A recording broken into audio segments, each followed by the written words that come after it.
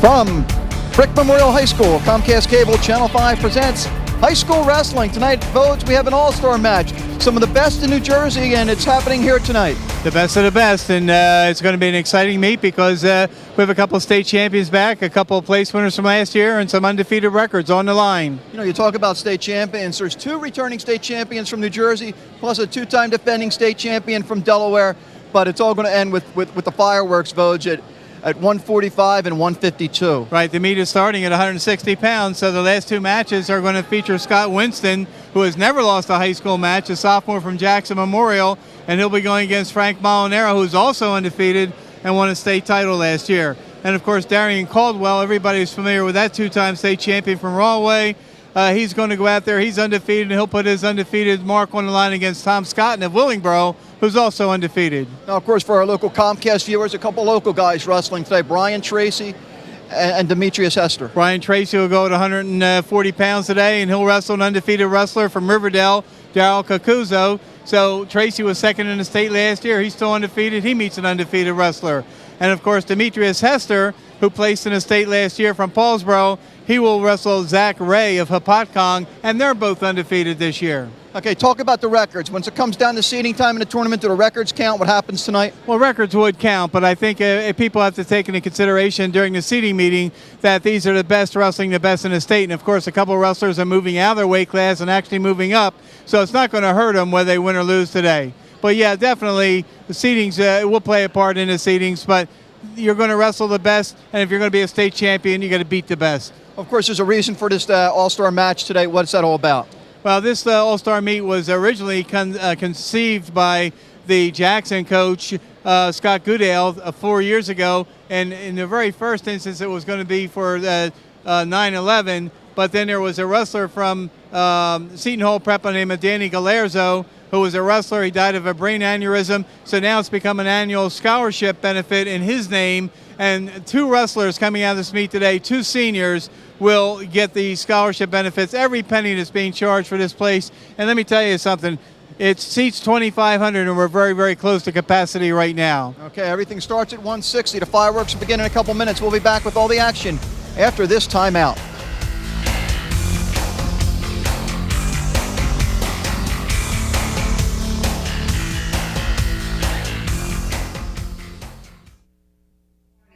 And welcome to Brick Memorial High School. John Vogeding and John Mondelli, and Vogues. We're starting out at 160. Ken Carney of Jackson Memorial coming in with a record of 17-1. And Justin Bonititis of Cherry Hill East coming in at 14-1.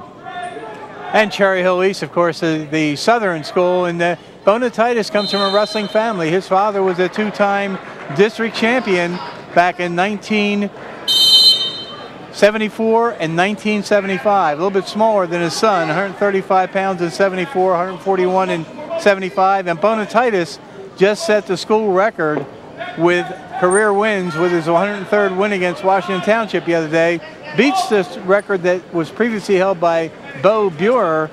And if you remember where Dick Lees used to be in Brooklawn, that was his son. There you go, 103-20 in his career. Last year he was a District 27 champ, second in the region. Carney, a nice comeback, a nice year for him, though. It's 61-13 in his career, but coming on strong this year for Jackson. And he's he's a wrestler out there with a green anklet on. No, that's Cherry Hill East, I believe, Vogue. Cherry Hill East with a green anklet? Yeah, only because it says East on the back of his uniform. Very astute observation.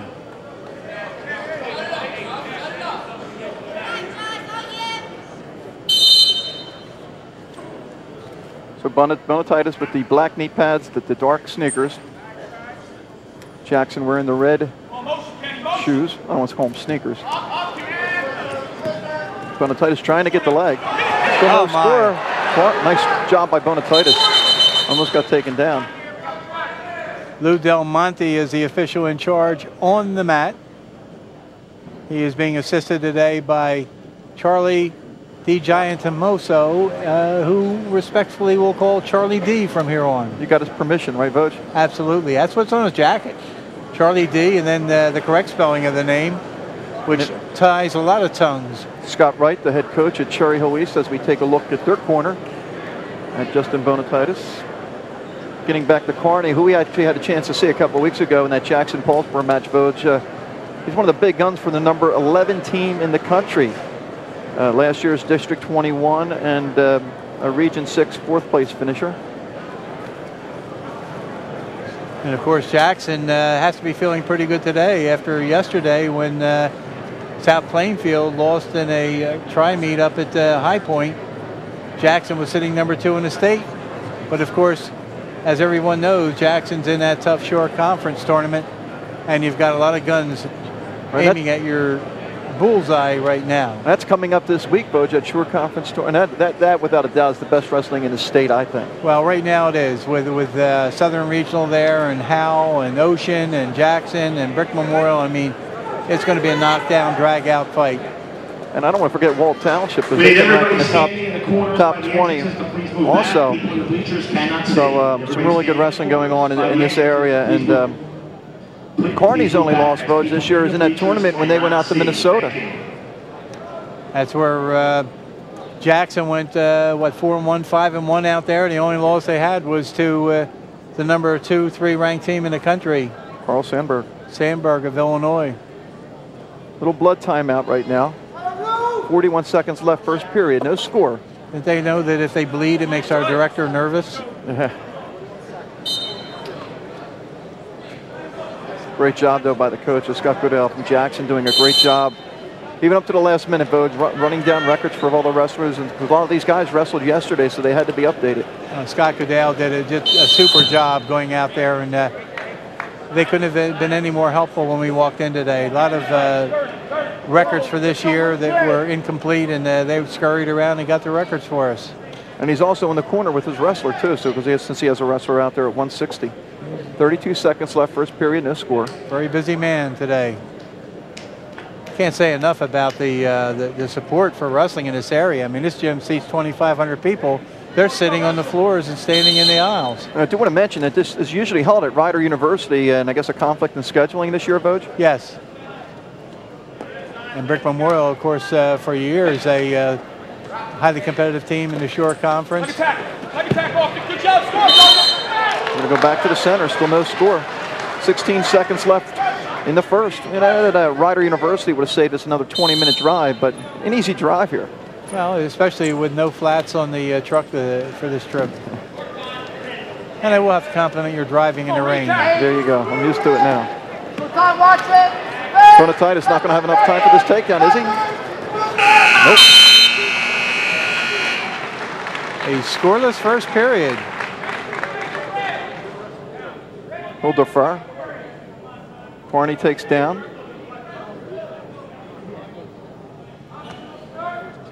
Saw some college coaches here today, including the Rutgers University coach, John Sachi. You see the intentional escape.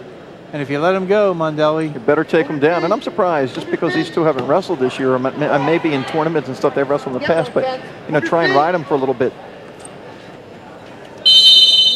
Agree or disagree? I think that sometimes they go through their strengths, and if they don't feel comfortable riding and feel more comfortable on their feet, why waste time and get caught and give up points when you can just give up the one and go after the takedown? But after a scoreless first period, I am a little surprised. Of course, as you mentioned, they may have wrestled each other in the off-season and AAU tournaments and know each other's styles. That's the thing with wrestling, and like a lot of sports now, everything's year-round. Bonitatis trying to get the leg. He's trying that a couple times, and every time Carney's fought him off, he's going to do it again. And if they had stayed in bounds, Bonitatis would have had a takedown in that situation. He's being the aggressor out there. He's taking his shots.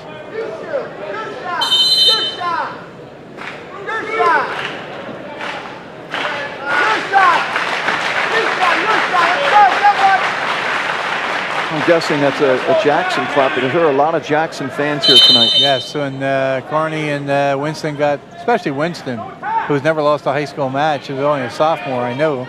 But when they were introduced, there was quite a round of applause for them. Drop your knees. Come on, throw by. Of course, Jackson just a stone's throw away from Brick Memorial, huh, Voj? That's a very unique statement. That's not really stone's throw. I hate that statement. It was just, it was fed to me from the truck. 1-0 lead for Carney. 40 seconds left. My. And again, you see him. He's got that move blocked every time. Every time. So Bonitatis maybe have to mix it up a little bit, try something else, or just keep going at him. Eventually, you're going to get it. Yeah, I think he's got to keep pursuing the same thing that he's involved in right here. He's come close a couple times, but close only counts in horseshoes. Pull. 20. Get one. Get one. Reset. Come on, keep the pace. Get out. Head. Closing seconds of the period. And do you expect to see a lot of stall calls in a match like this, Butch? No, I don't, because I was just going to mention that. You know, you could look at Bonitatis there and think that maybe he's fleeing the map, but he's trying to stay out of a takedown situation he's not comfortable with. And I think they're pretty much going to let him wrestle today. However, this match, you know, it's not like your typical all-star matches where, you know, there's nothing on the line. There's a lot on the line here because it goes to your career record. It could affect seedings. You know, bragging rights. There's a lot going on with this. Yep. But there are some guys that are moving up. Molinaro moving up a weight class to Russell Winston. Some guys doing that also. Yep. There's the escape. Now we're tied at 1. 1-1. Oh, I'll tell you right now, Voj, get that rule book out. Of course, we've seen in overtime earlier this year in the Kittatinny-Kingsway match. Bring up Kittatinny. How about them last night, Voj? A big upset win over Southern. This goes to show the caliber of competition throughout the state. As we mentioned earlier, with South Plainfield beating Bergen Catholic, and then High Point beating South Plainfield, you're going to have a new #1 in the state coming this week. Well, the two teams that are obviously going to be Jackson and Camden Catholic. No question. They won't wrestle this year, by the way. Southern in the Gannett was #4 in the state, I should say, going into that match. You can get a stalling warning there. A stalling warning against Jackson. You can see the Scott Goodale on the right there, the head coach of Jackson, asking his wrestler to mix it up. And the Cherry Hill bench on the other side. Yep. Bonitatis had been the aggressor the first 2 periods, Voj. Yeah, and since we didn't see a stalling call in the first 2 periods, I thought maybe they were going to let him wrestle a little bit longer without calling stalling, but we do have a stalling warning against Jackson.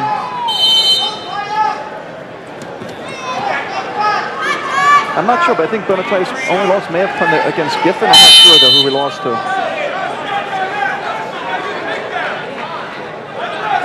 54 seconds left. So Carney has to take the shot. He takes the shot and he gets the takedown.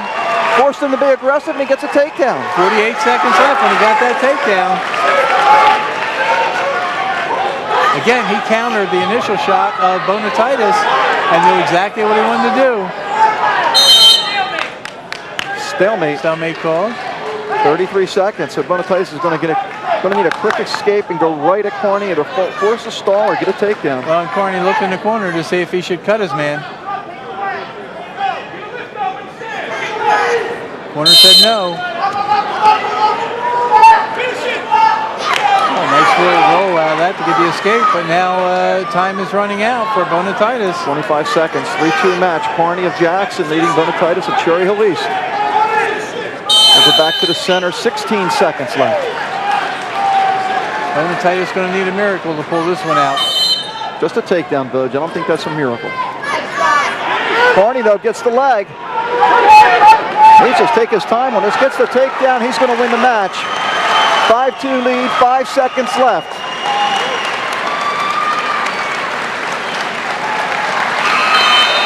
There's the Jackson crowd. Stands and applause. Final score, Ken Carney 5. Your winner today, Justin Bonitatis 2. From Jackson High School by a decision score of 5-2, Ken Carney. We'll go to 171. We talked about High Point's big win over #1 South Plainfield. We'll get to see one of the key contributors in that High Point team, Alex Dalrymple, a senior. He's 21-1 this year, 92-15 in his career. Runner-up in his last 2 district tournaments. His opponent, Rob Neal of Peddie, a senior. He's 13-1 this year. Finished last year 3rd at the National Prep Championships. A resident of Bricktown, so right down the road, Vogt, returns to the Jersey Shore for this match. In last year's meet, he defeated Alex Caruso, one of the top wrestlers at 160 in the state. Your wrestler is now at 171 pounds. A senior from High Point, wearing the red singlet and the red anklet, Alex Dalrymple. Interestingly, with Neal being from Bricktown, they well could have been on the Brick Memorial team this year. Rob Neal. Although there is also a Brick Township High School.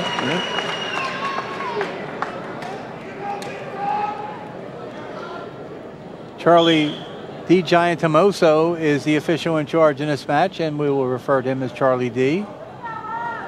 Lou Belmonte now the assistant. Dalrymple in the red uniform. Singlet. Red singlet, and of Or course say uniform, Butch. Peddie on the back of Neal's singlet.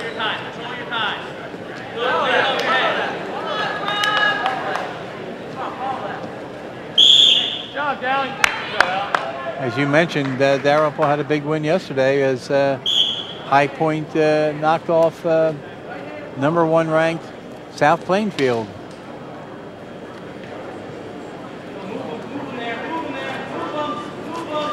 Feeling that process while they're on their feet. Many times when you have two outstanding wrestlers meet each other, they'll look for an opening and look for that one break that pays off. There's Neal with the shot. Dalrymple trying to sprawl out of it, but Neal's in on the leg. Dalrymple, good job of sprawling out of it.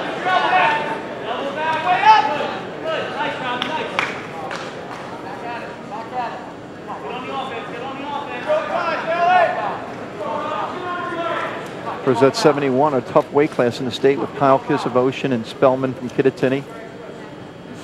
Scott Giffen from Eastern Vosges, who's a returning state champion, started at that weight class, is now at 160. Yeah, I think the two losses that Giffen had early in the year made him understand that, you know, it's a little bit tougher to go up a weight like that, especially with the caliber of competition. Especially if you're only weighing like 163, 164. Yeah, well, that's what it was. Is he got a couple weeks into the season, his weight was he wasn't pulling any weight. I mean, he was naturally at a almost 160-pound weight class. So now you just cut a couple pounds and go to that. Like the first bout, 0-0 after one period.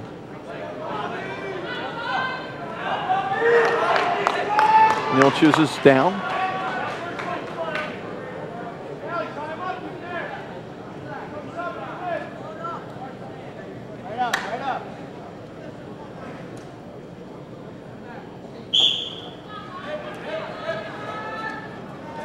Brings him right down to the mat. Well, and Neal tried to explode off the bottom. Dalrymple went right with him, had good control, and takes him right back to the mat. Now he's got leverage, it seems, on Neal.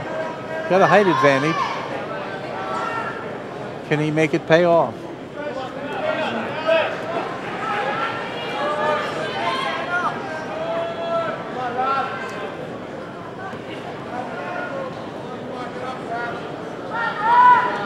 But you see a nice job though on the top, right, Bose? Oh yes, and you got a stalemate call there because it's not quite enough to give a stalling call to. Next time, if he doesn't get out perpendicular and work a pinning combination, he might get called with a stall warning.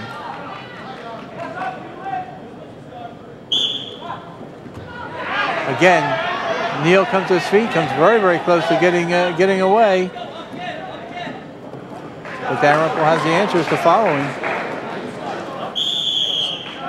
Let's check out his explosion on the bottom here when we start right now. Because that's, as you mentioned, that's 2 straight times he exploded off the bottom. Let's see if we'll try something different. Yeah, sometimes if they do stand up 2 times in a row, sometimes they'll fake the stand up and go with a switch or a roll situation. You don't get the explosion you had the 2 previous times. No.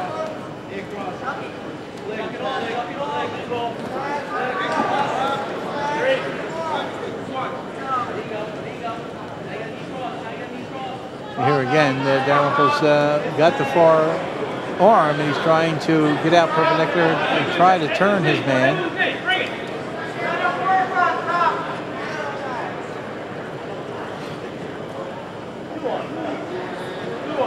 Well, you don't want to force a move. Like he was trying to use that height advantage. Yep. Of course, Coach Johnny Gardner, a big name in high school wrestling in New Jersey, the coach for High Point. John Leonardis for Peddie. And we have blood timeout again. They're not. Didn't you tell them before the meet they're not supposed to bleed so much today? And I did say that. Of course, this is a great week to have this event. It's the layoff between the championship games in football and the Super Bowl. So it's kind of a down week. Very exciting week to go watch some high caliber wrestling.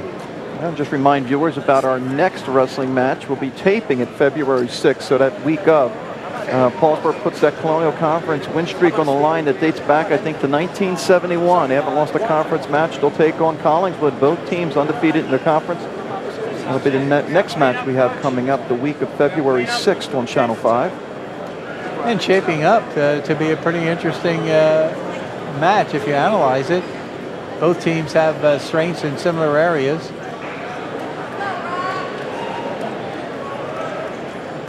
I try not to analyze too much, and hopefully we'll wind things up. I know. Hopefully we'll get to do a group South Jersey group championship match. See how our local teams do, either Kingsway or Paulsboro, of course, districts and regions. Looking forward to that District 29 tournament, especially at 125-pound weight class, where you have Holmes of West Deptford and Winslow of Deptford, Nico Lopes of Paulsboro. Once again, we remind all spectators standing in the corners to please back up so the people in the side bleachers can see. Thank you. Mondelli, this place is packed. Yeah, we got here what, Voj, a little before an hour, just over an hour before the match, and just there were a few seats left, and you can tell by the parking lot when we pulled in how crowded it was. Right, there's a caution on Dalrymple. 36 seconds left here in the second. Yeah, there were very few parking spots available in the parking lot, and I found this one, Voj. I'm just going to compliment you. You kept driving around, and finally you found some place where you could sneak into a spot, and it was perfect. Felt bad for that old lady who had to walk another 150 yards, but yeah. What are you going to do? 22 seconds left. Nice job by Dalrymple on top. And I thought it was courteous of you to leave Mrs. Voj off at the front door. Oh, I was tired of her talking, Voj. I wasn't being nice. I just wanted her out of the car. And you know I'm joking. Mrs. Voj is going to watch this. All right, nice escape with 12 seconds left. 12 seconds to go. Dalrymple did a great job that whole period. Then last 12 seconds, Neil just kept fighting. And he's going to take a 1-0 lead in this third and final period. Similar to the first match, Voj, 1-0 going into the third. That's when all the scoring took place for the most part. Yeah, and of course what we don't want here, we don't want a 1-point escape and let them dance for 2 minutes and go into overtime. Well, we're going to see an intentional escape, it looks like. You're right about that, and if you let them go. Better take them down. Well, not necessarily. Got that overtime to look forward to. Maybe he knows, just the leverage that Dalrymple has. Maybe he'd have problems with him.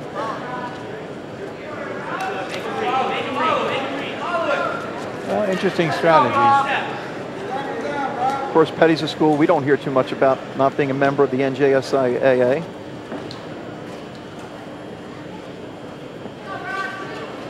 And as you mentioned, a prep school, and Neil being from Bricktown, attending the prep school.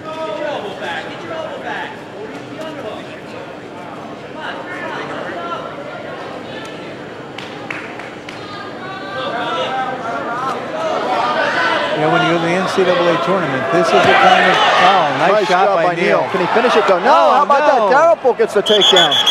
He countered him. Got an injury timeout. Yeah. So Neil takes the shot, almost has the takedown. Dalrymple, terrific job.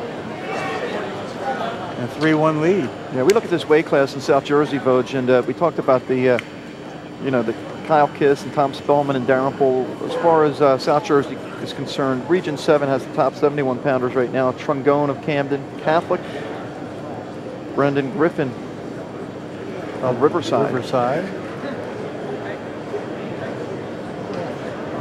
hate to see somebody get injured in this match.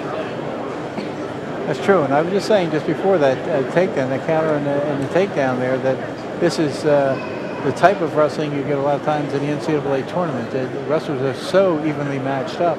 I noticed in a match against Illinois this past week that Brandon Becker lost to Alex Tirapelli, who's the #1 ranked wrestler in the country at that weight class. And that's how close they are. Yeah, I remember a couple years ago I had to cover the EIWAs over at the Palestra Village. I don't think I saw any back points. Every match was a decision. Yeah, a lot of times a lot of wrestling's done on their feet.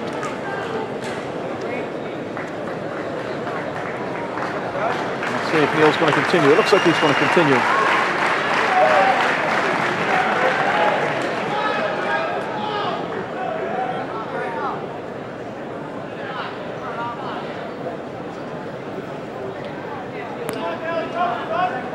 .105 left, 3-1 lead for Dalrymple. Denny DeAndrea, the former assistant coach at Brick Memorial, who helped coach many matches in this gymnasium, said there's probably 2,500 plus in this gymnasium because the stands are full, the aisles are full, and they're sitting on the floor now. What a great turnout for wrestling in this area and in the state. For a very worthy cause. Sure, everybody did the work in putting this together because it's not easy. No. You get commitments from wrestlers, something happens, they might have to back out and just keeping up with it. And there were rejections at in the 47th hour. I mean, on Friday night, Scott Goodale was still chasing after wrestlers to shore up the lineup, and for various reasons, wrestlers don't wrestle in this. An injury. You're getting late in the season now, and they want to get healthy before the end of the season. Well, you mentioned Scott Giffen. What? You're not allowed to wrestle how many matches in a week and things like that, too. Right. Caution. And that's the second caution on Dalrymple. So if he gets cautioned again, it'll cost him a point. Notice how quick the whistle was that time because they don't like to give away points. 20 seconds left. If Dalrymple doesn't make a mistake, he wins this bout. And he's been tough on top, folks, so it's hard to imagine him making a mistake right now. And as you mentioned, nice leverage on top. And of course, in this situation where you have a 3-1 lead, the golden rule is give one, not two. And that's going to be the final. Dalrymple from High Point. Alex Dalrymple, the senior, a 3-1 winner over Rob Neal of Peddie. At 171 pounds, your winner by decision by a score of 3-1. We'll take a break. Be back with more wrestling from Brick Memorial High School.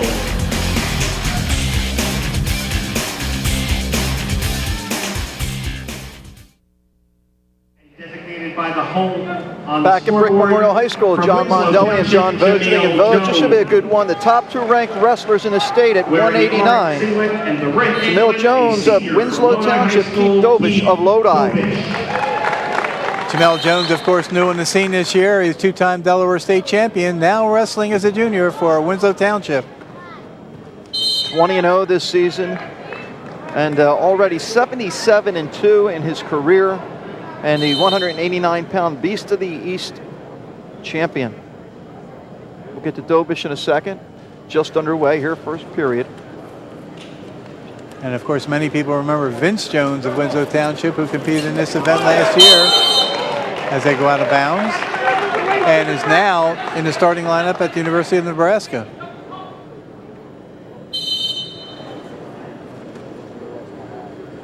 Keith Dobish, of course, one of the top wrestlers at his weight class last year.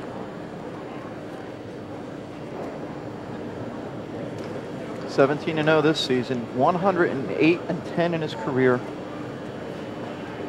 Selected this year to the Dapper Dan Classic representing Team USA, 2-time region champ, and finished 3rd in the state last year. Village, you talked about the Rutgers coach being here. He signed with Rutgers. Of course, John Satchey sitting at at Matt's side at the head table. Used to be the coach at Middlesex County College when Middlesex was a state power in the junior college ranks. He and Chuck Williamson of Gloucester County College went head-to-head more than one time. Now Sachi, the head coach at Rutgers University. So they have a very young team this year.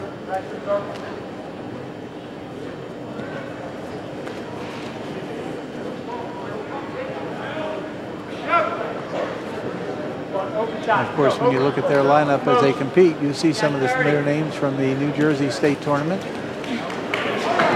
Dobish in. Nothing.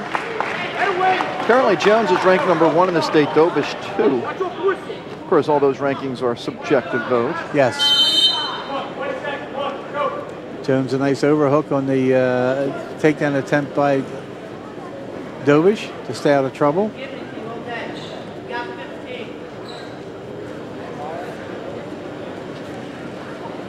For the third straight match, folks, we could have a 0-0 score after the first period. Sure heading that way.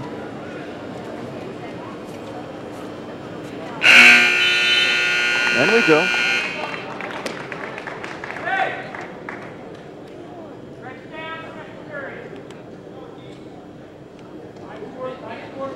Dobish has the choice and selects the bottom.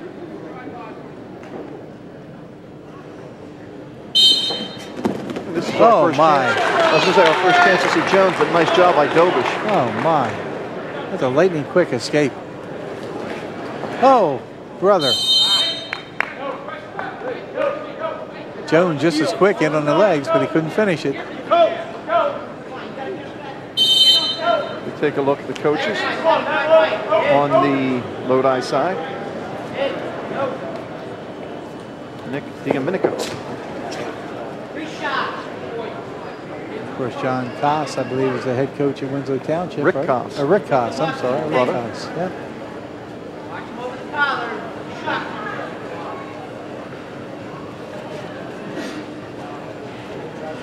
John Koss had quite a record, I believe, at West Virginia as a wrestler.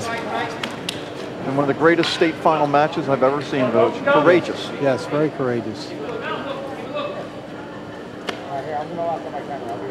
Hang out.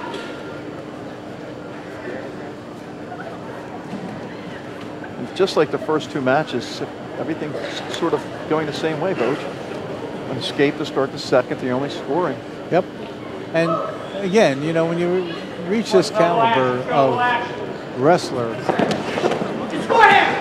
this is what's going to happen. It's going to take one small mistake that's going to cost somebody a match.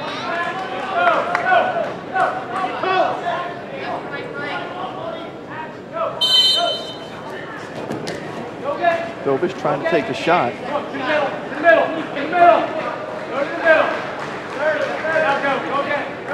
Jones settles back in the center. Final 30 seconds, period number 2.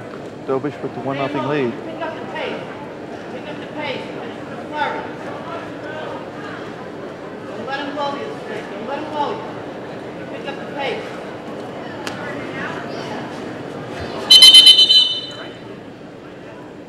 Get a whistle, brief stop. We have an injury or no, Vogue? Just thought he was? I think the official, Lou Del Monte, thought he might be injured. Asked him if he's okay. He acknowledged yes, he was. So on we go. Dobish right into the Winslow bench. A couple of wrestlers from Winslow today. A couple from Paulsboro, from Jackson.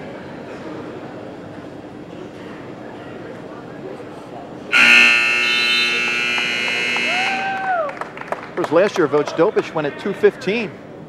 So going down to 189 this year. Yes.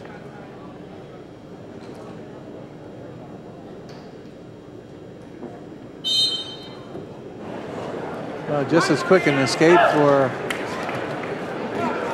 Jones as Dobish had in the second period. So we're knotted at 1. And that dreaded overtime you were talking about earlier in the first two matches certainly could happen in this match.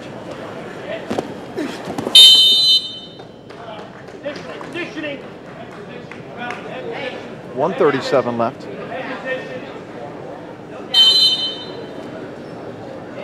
All our takedowns have taken place in the third period. Not that there's been a lot. I think there's been 3, but well, a lot of times that's a sign of conditioning when you get to the third period, and who's going to blink first.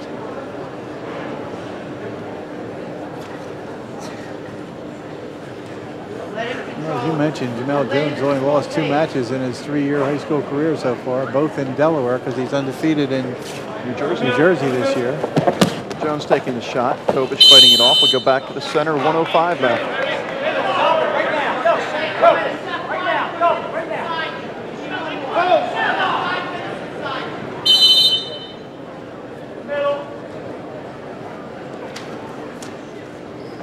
And this might well be a preview of the state tournament finals this year. 189 pounds. Dobish in on the single. Jones trying to fight him off. He's got an ankle. Dobish should refuse to let go, and you might see a stalemate here. Still nothing. There it is, a stalemate. But interesting question. Actually, Steve Anishevsky just fed this to me. When it comes time for seeding in Region 8, where does Jones fit in?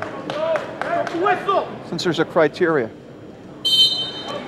Well, I think, you ponder that. Go ahead. Having not been there last 2 years, and now junior, you have to look at his record this year against other competitors in that weight class in Region 8.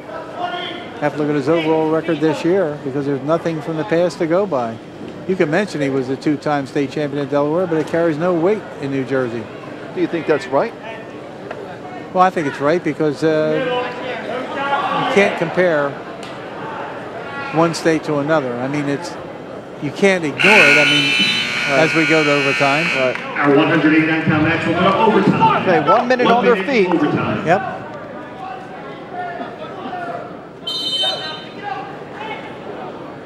What about the possibility of another, 2.5 minutes to wrestle? Yep, 1 minute overtime here, and if there's no score, there's the takedown. They keep wrestling though. No takedown yet. Oh, but what a job by Dobish. Nice job by Dobish. He thought he had Jones thought he had the takedown. I think maybe Jones may have rushed it. Yeah, just a little bit too much. Jones trying to lock up the near side. Get that ankle free. He'll get the takedown. Yep, he's got a cross face hard. Dobish holding on to that leg. Surprised he gave up on it there, Vogt. Oh, my. And Dobish trying to use his strength. And whoever wants it most here. Oh, my. 15 seconds. Stalemate. Stalemate. Wow. Amazing. Neither kid gave up. All right, we might, as you said, we might see these guys again in a couple months, Vogt. In March. Boardwalk Hall. Yeah, I was going to say about 6 weeks. Yep. Exactly 6 weeks, right? Yep. All right, now we're into the first 30-second overtime period. The wrestlers will now wrestle. Watch this, Vogt. Complete 30-second overtime period. And what a shot by Jones. Terrific shot. I mean, it shows you the strength of Dobish, though. I mean, came right off his back situation there to get a leg, come right out between the legs. Oh, my. And the composure of Dobish there. Okay, Dobish starts down, gets the escape. It doesn't mean a thing right now, other than a 1-0 lead. Or 2-1 at this point. Yes. Yes, because the points carry over. So you're right, 2-1 lead. We're in the first 30-second overtime period. Both wrestlers kind of funny, glancing over at the clock, and they see 6-7 seconds. And hey, Dobish has no stalls, man. He can just try and ride him out, too. Yep. The one advantage of getting that bottom position first. Here we go. We'll have a timeout here. Blood timeout again. Why not? We've had one in the first 2 weight classes. Why not the third? Yep.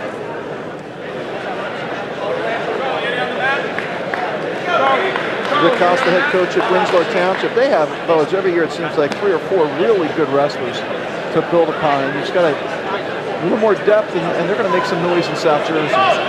Yeah, you're absolutely correct. You know, when you have 4 really good wrestlers in the lineup, but you have nothing beyond that, you have to have at least 7 consistent winners in your lineup, including some who will get you bonus points.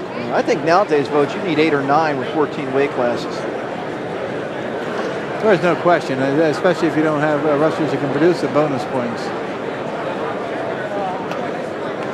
But Dobish and Jones both look very sharp. With the advantage right now to Dobish, he has a 2-1 lead going into the 32nd overtime period. If they're tied after this period, they go to a 30-second sudden death. They'll be decided by a flip of the coin. Another thing I noticed about these guys, they're well conditioned. They are. That's why they're undefeated so far into the season. Superbly conditioned. But then again, you can look at it the other way, Vogt, that, you know, they haven't been tested. They're so good that maybe they, you know, maybe they haven't had to go to distance too often. Well, let's see what happens here. 30 seconds for Jones to make some noise. And Dobish rides him out, he wins. Let's watch the explosion. Mini. Might get a reversal and win the match. Oh my. Can he spin around? He got the Got one. the escape. 22 seconds left. Jones going right after him. Oh! I set it for the crowd. 18 seconds. Clock's not there. The clock is moving now. But the clock just started a little slow. Really good match for a low-scoring match, folks. Well, they respect each other's moves, and this is what happens. You know what's strange is the #1 seed in the state's going to be determined maybe on a coin toss, because that's going to give the guy a leg up. Here it goes right now, the sudden death, 30-second period. Jamelle Jones has won the flip and Jones wins the flip. He will take down. If he escapes, he wins 3-2. If he's ridden out, Dobish will win 3-2. Because even though you ride it out in the 2-2, you will get a point for the ride out. Looks like more blood.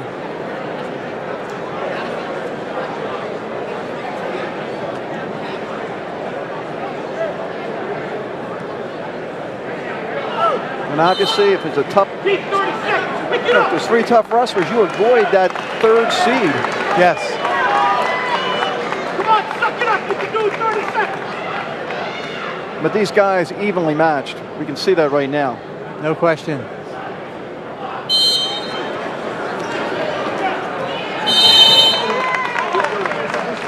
Nice beginning by Dobish. And no stall warnings like we said. I'm not saying he should stall, but Jones trying to turn it up.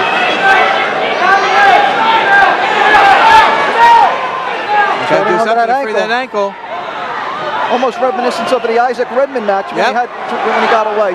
12 seconds. We got a. Well, you got a stall call. 11 seconds to go, and you got a stall call. Stall warning. Injury timeout now. Yeah, Jones. It looks like he got a leg cramp, calf cramp. Oh my! What a great match. Jamelle Jones, the Beast of the East champ at 189 this past season. Dobish, 3rd in the state last year at 215, the top 2 kids in this weight class in the state of New Jersey. First of 2 meetings maybe for these 2 in the next 6 weeks. Yep. And you're 2-2 right now with 11 seconds to go in the sudden death tiebreaker. Our trainer's getting a workout every match so far, Vogt. Yes. And it looks like Jones is cramping up pretty bad in that calf.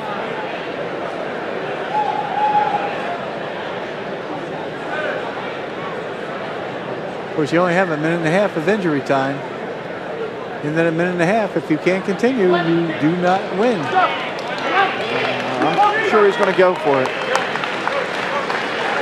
Yeah, he'll walk it off. We're going to see the final 11 seconds here, maybe. Well, Dobish can't do. He just can't drop straight down the leg. He's got to break his man down. Has 11 seconds to ride him. See Jones trying to stretch. Jones trying to stand up. There's Dobish hanging on again. He's hanging on below the knee, Voge. There's the stall. That's the match goes to Jones. This is the right call. Yes. Absolutely the right call. With 3 seconds to go. At 189 pounds.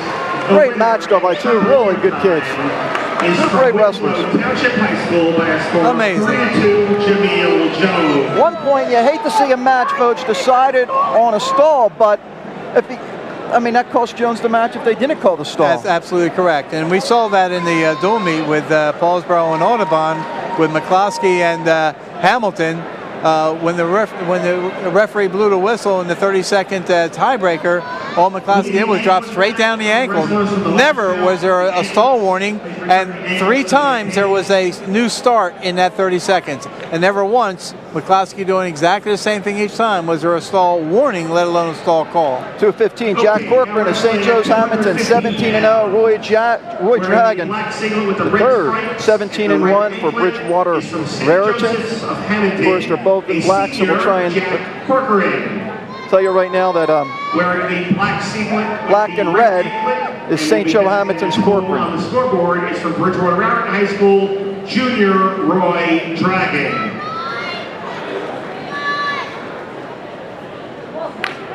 Of course, Corcoran had a big win last week, Voge, bumping up to heavyweight against Washington Township's defending state champion John Price, beating him. Beat him by a point, I believe, right? He's a all-state football player who's going to suit up for the Scarlet Knights of Rutgers. Should make Nikki Birch-Kelly very happy. Last year, 4th in the state, 66-4 in his career. And last year, a champion at District 30 in Region 8. Of course, in Region 8, his win was over Alex Silvestro of Paulsboro. And they're both undefeated at this point. And both, I believe, both ranked 1 and 2 in the state at that weight class. Corcoran again, the wrestler with the black uniform, red stripes,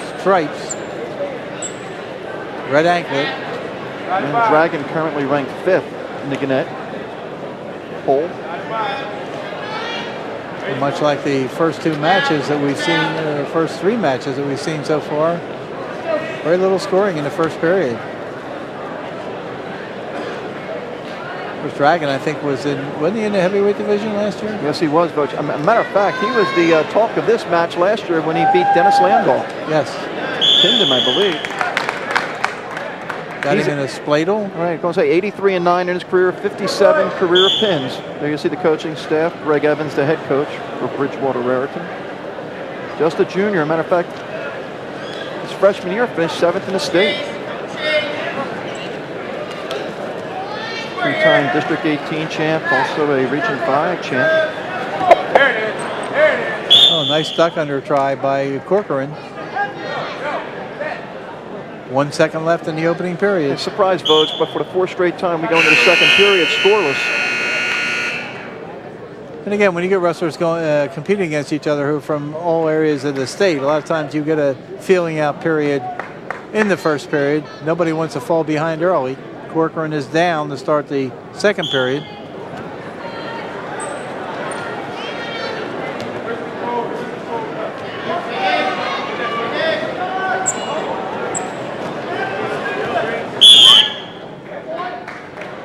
And we'll go back to the center.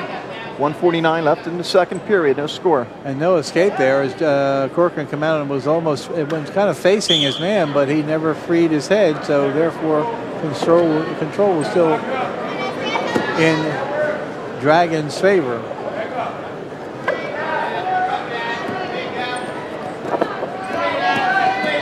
There's a reversal. 2 Nice points. job by Corcoran.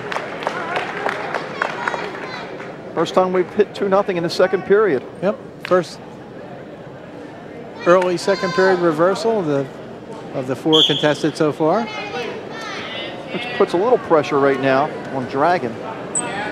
He'll get the escape, it looks like. Not yet. I thought he was going to let it go. Now he lets it go.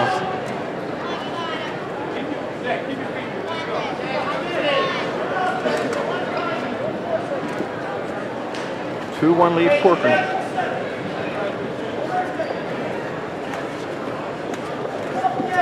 For St. Joe's Hamilton, when we talk about Corcoran in football, one of the premier programs in South Jersey, and they just keep winning their parochial division every year. And of course, depending on who you talk to, one of them and Delcy, best team in the state of New Jersey. And I know Cherokee's going to argue that point for themselves also. Well, Paul Sacco does a great job down at St. Joe of Hamilton. Similar to what Glenn Howard does at Paulsboro. Similar to what has been going on at Delcy the last couple of years. But I know you like it, Vogue. When a kid's already committed for football, that's a sport, but he's going to stay out for wrestling. Well, I think it's very helpful to his teammates. You know, St. Joe's is certainly not in a situation to win a lot of dual meets. Yeah, a lot of dual meets because of the depth of the starting people on the team. Got to watch out here, though. Yeah. Almost had the takedown. Dragon fought her off, trying to get Corcoran in a little bit of trouble. 7 seconds left. Corcoran's just going to try and hold on to that leg and go into the third period up 2-1, and he'll have the choice. It is. I don't know. If I'm Corcoran, I'm curious to see what he does. He got the reversal. Well, actually, it's Dragon's choice, I should say. Corcoran had the reversal in the second period. Right.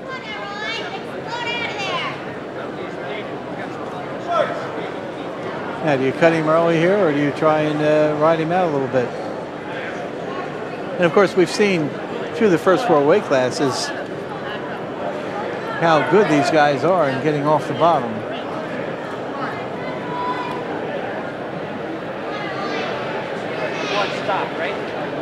The St. Joe coach, of course, Mike Piero this year.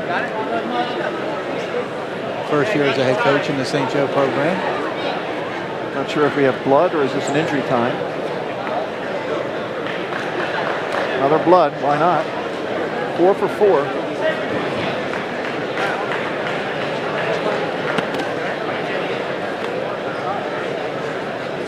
Of course, Vogue, you got us all this information. We do not get the trainers name.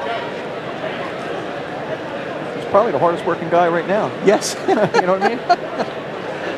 Yeah, we got Scott Goodale before the match to help us track down some records. We got the names of the 2 officials, and maybe we can get his attention the next time he get him to get his name. Sure. Sits down. You know, we talked about that match a couple years ago where Vince Jones put his name on the map in the state of New Jersey when he almost beat Ryan Goodman.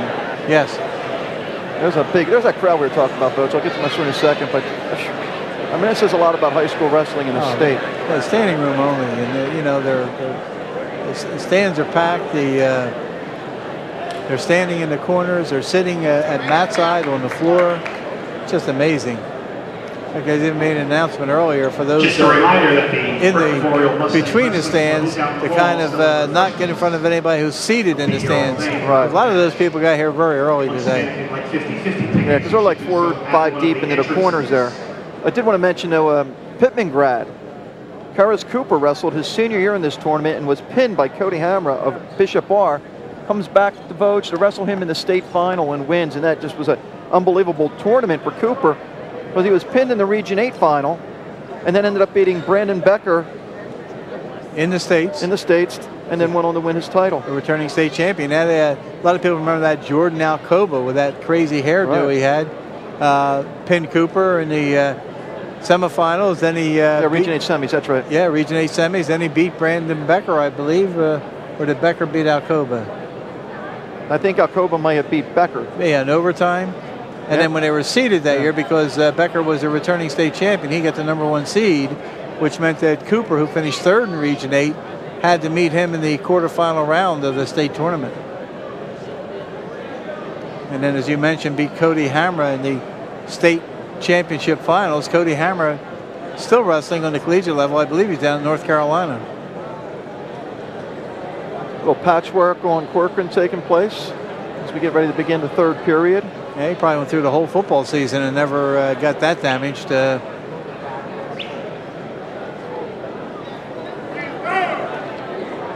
as we mentioned earlier when we went on, this is a charity meet in memory of Dan Calorenzo, a wrestler at Seton Hall Prep.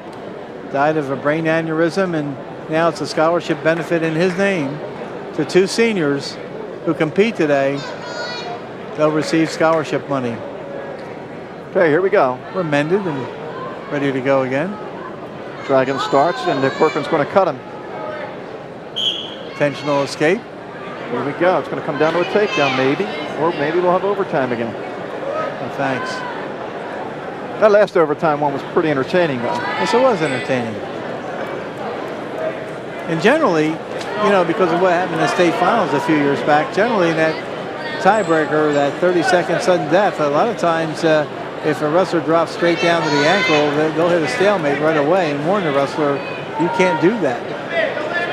But by rule, they can't keep warning a wrestler, though, maybe. No, if you drop straight down, make no attempt to break the man down, that is a stall. There's no question about it. 2-2 match here, 1:20 left in the third. And neither wrestler with a takedown yet. Corcoran's 2 points came on a reversal. And if you're just joining us, it's only the 4th match of the evening. And we don't expect to see many pins here anyway, both. We have 10 action-packed bouts to go.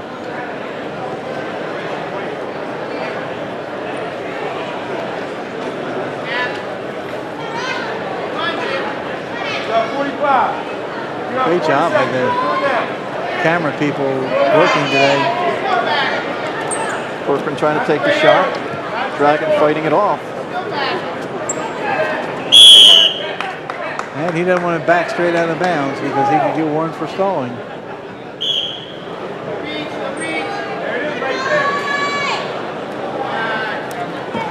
Corcoran taking the shot.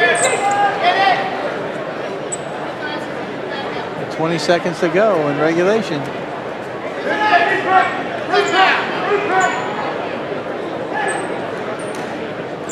10 seconds left.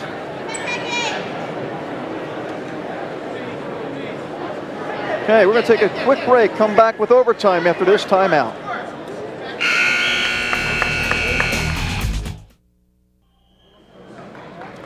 Well, we got 34 seconds left in this overtime. We had a caution or a stall warning. I think it was a stall warning against Corcoran, and he just got hit with a caution.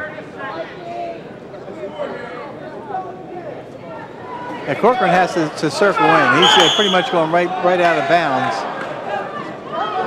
He's got 24 seconds. He's got to take a shot here. He is in jeopardy of being hit with a stalling point.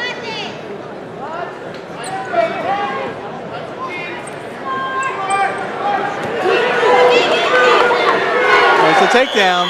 Dragon wins. That's not the match, though. Vogeding aren't they supposed to wrestle it out? At 215 pounds, the winner in overtime. That's his first points in a 1 minute round. Bridgewater High School, Roy Dragon. 4-2 in overtime. Hey, the only time you have the 30 seconds if you have not decided the match in the first 30 seconds.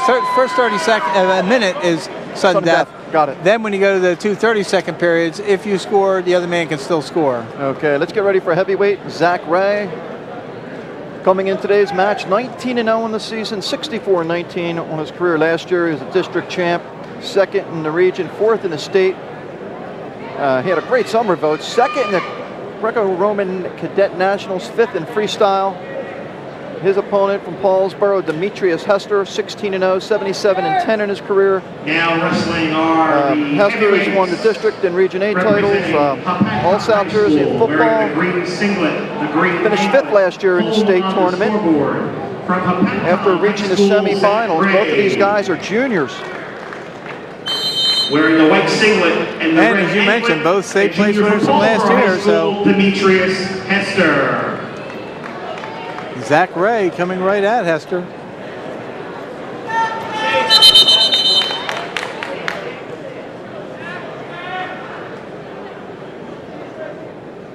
Hester has his headgear knocked off.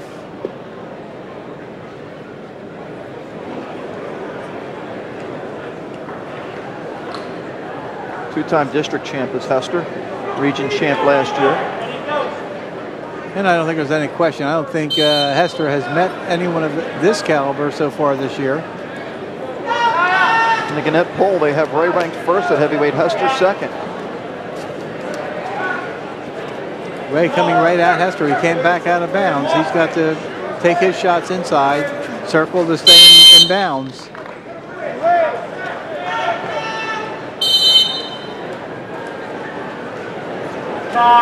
Marine and Dean Duke here in the corner for Hester.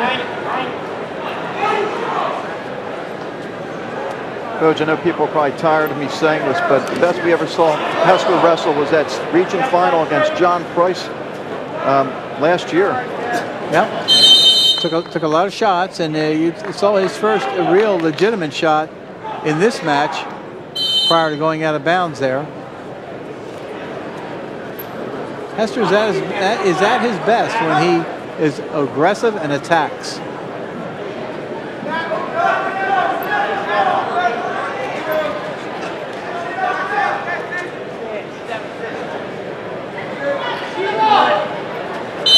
Hester had a big pin last night for Paulsboro in their dual meet win against Absegami. No question. A little closer in that match, a little closer than a lot of people thought, not you, Vogt.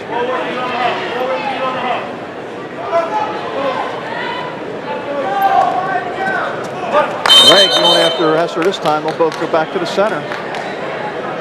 Here again, you know, Hester has to be careful. The guy's charging him. He just can't go directly out of bounds. He's susceptible to getting a stalling warning if he does that. And Hester goes after him. Oh, my. Hester, and he gets the takedown. Puts him right on his back, but no back points. Nope, because the man come down out of bounds. Like Hester was in bounds. I was going to say, Hester countered that move. Didn't it look like Ray went after him? Hester did a nice job, countered it, got the takedown. Oh, my. No, he wants to try and hold on for these 22 seconds, Vogt. You don't want to give up a point here. Ray doing a nice job, though, gets out easily. 2-1.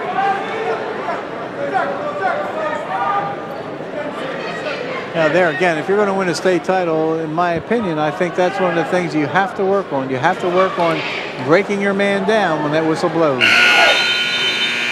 Definitely an advantage to have a takedown in the first period. Hester chooses to bottom, start period number 2. Quickly up off his feet, gets the escape in 4 seconds. Actually, 2-second escape that time. Now Hester going for the takedown, going right after Ray. Ray doing a nice job locking up. And see what he did last time. He shoved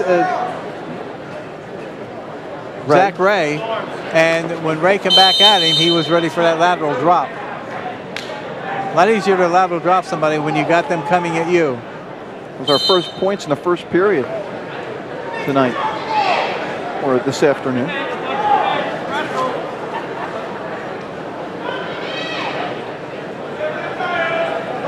Saying it a lot, but once again, the top 2 wrestlers in the state of New Jersey at heavyweight going at it. Yep.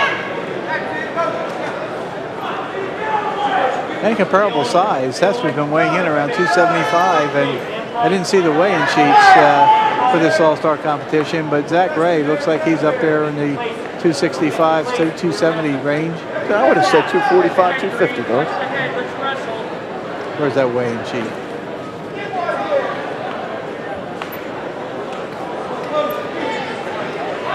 Takedown would be big for either wrestler in this period. Huge. Ray sneaking a peek at the clock. He's got 50 seconds here in the period. Hester's going to go after Scott. Got it. Nice takedown by Demetrius Hester. He has a 5-1 lead, 40 seconds left. And that's exactly what we're pointing out. When he's aggressive like that and does what he does best in football, he was a nose guard in football, going to give an intentional escape here, so he's more comfortable on his feet.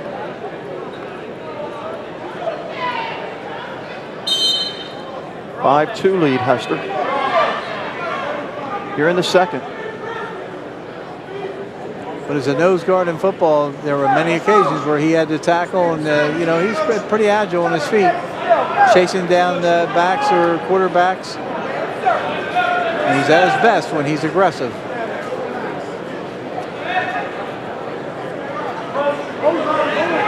You know, we talk about these 2 guys being ranked 1 and 2 in the state votes. that kind of a slap in the face at a kid like John Price, who's a returning heavyweight champ who has 2 losses? One is to Corcoran, who moved up, and the other one was to, I think, Wayne Berry of Sterling. Berry of Sterling, who's still undefeated. Right, and Berry's ranked 3rd. And Berry and Hester will go at it on a Friday night at Sterling. Very interesting. Well, Ray will choose the bottom here in the 3rd period, and if there's any indication, he's just going to let him go.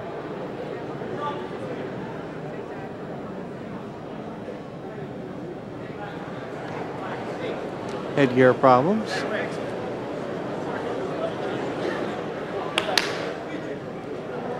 Yeah, again, I think you'll see Hester probably giving that freestyle start.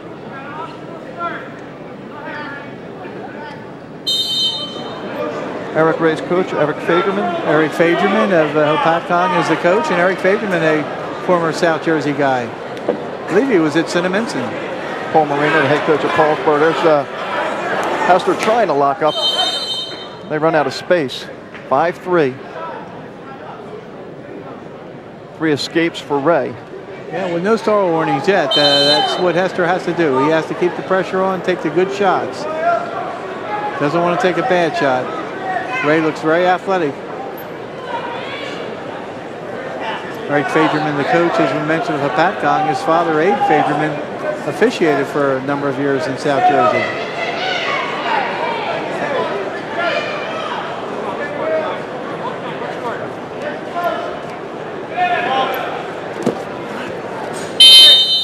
They go out. 1:17 left. 5-3 lead Demetrius Hester. 2 takedowns in the match for Hester. Here again, Hester has to get busy out there. He has to try and not let that Zack Ray get in on his legs. You've seen a lot of Hester Vogt, and you've seen Ray now for a couple periods. What does he have to do? Try and get in low? Ray? Yeah. Oh, yeah. Ray can't go. I don't think he can go upper body with Hester. He's got to get motion. He's got to try and get him off balance, and then you see him there try to get not a bear hug. Right, but sort of a bear hug and try and trip him. And you saw Hester get hit with a stall warning there because Zack Ray is very busy out there and taking a lot of the shots.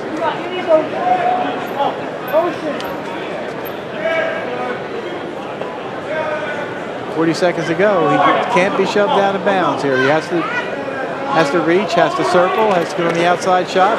He's going to use the speed. If he can spin behind, he'll get a takedown. Push down on the head, take his time. Pick up the ankle, nice job by Ray. Yep. And he's got to try and hang on for dear life here.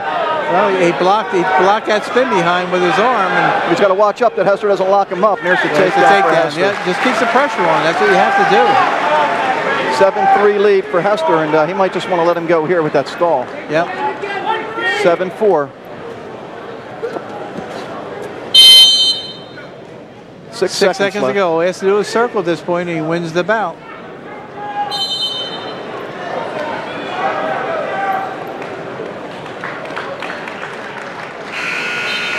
South Jersey wins its 3rd at 275 pounds. Your match of the evening. A score of 7-4 from Paulsboro High Second, School, I should say. Demetrius Hester. Jones and Hester winning.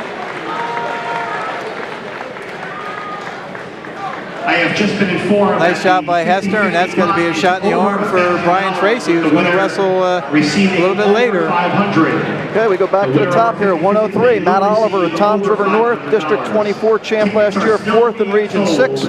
Enters today's match 19-1, a career record of 60-8. Defeated today's opponent in last year's Cadet Freestyle State Championships. That opponent from Northern Highlands, a junior, Fred Santaite. Santaite, runner-up to Ohio State Taylor, and this year's Beast of the East, Vogt. Yep. 20-1. That's his only loss this year. And the right anklet home on the scoreboard, a junior from Toms River North High School, Matt Oliver. Matt Oliver with the white and red singlet. anchor on the back of his uniform. From Northern Highlands High Gold School, blue. Fred Santaite. Oh my. 2-point takedown for Santaite. I thought they gave it to Oliver, Vogt. Yeah. Okay. I think I'll get 2 for a reversal, though. It's tied at 2. In that beast, Santaite defeated Riley Adamson of Bishop Lynch, Texas. who was nationally ranked, to reach the final, currently ranked number 8 in the country by Amateur Wrestling News. Last year's Region 2 runner-up, finished 4th in the state last year. Santaite, also a cadet national All-American. 87-11 for his career. Well, and you're going to see an intentional escape here, so.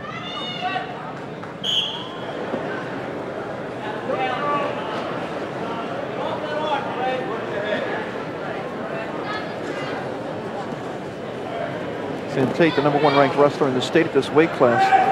Oliver 4th. And you know, the further you go in top-notch competition, the more these guys don't look like 103-pounders. Oh my! Oh my!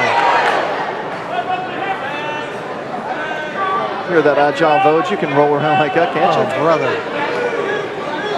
And they're not afraid to expose their backs to the mat. That's the thing, you know. A lot of times when kids will get their backs exposed to the mat, they panic and give it up right away. It's almost a stalemate situation. There's a stalemate.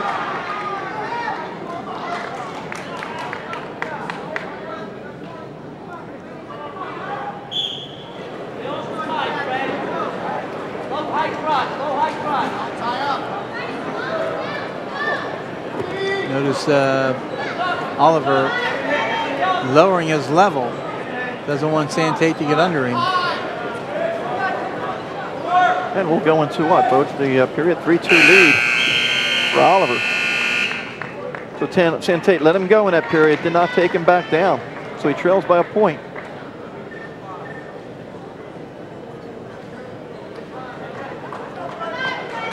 Oliver starting on the bottom.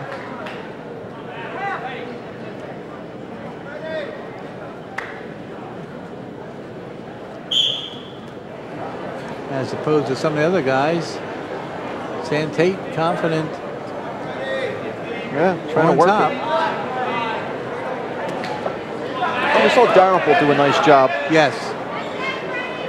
The high point wrestler. Right, you don't see that too often anymore, like we talked about. Yep. Trying to run the half, throwing the half in, grabbing the far wrist. Oliver trying to grab that head and turn him over. Yep. Made very fashionable years ago by Gene Mills of DePaul. Used to throw that half in, grab that far wrist. There's a far side cradle. Question is, does he have enough room to use it?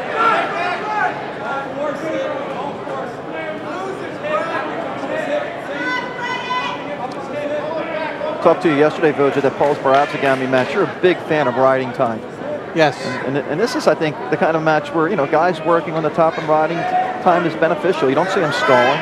And I think that's why you see so many escapes anymore, because in high school wrestling, if you're not a good rider and you're better on your feet, you just automatically cut people loose. So the people that are good riders, and you do have riding time at the collegiate level, it's an art. It's a science. Yeah. We're going to go back to the center. 36 seconds left. And of course, you know, the people who are not in favor of riding time feel that it makes the match rather boring. But I think there's a skill to riding.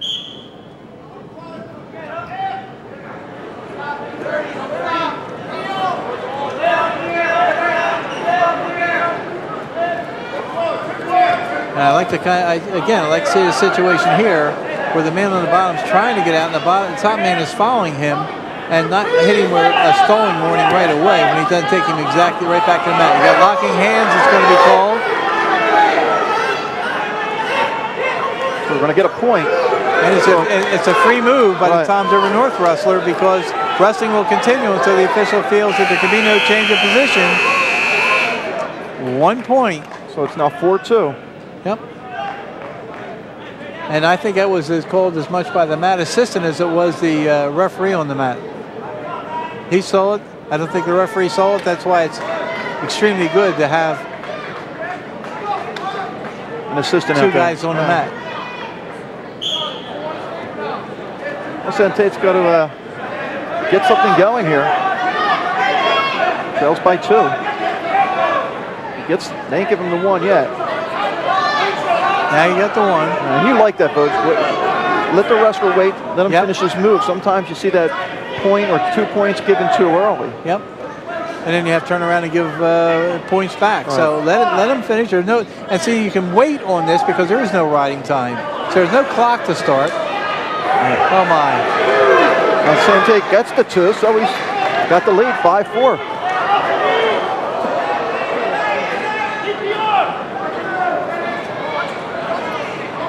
Looks like we're going to get an escape, and There we're it is tied right at 5. there. We're tied. Shocker, another close match. 5-5 with a 1:14 to go.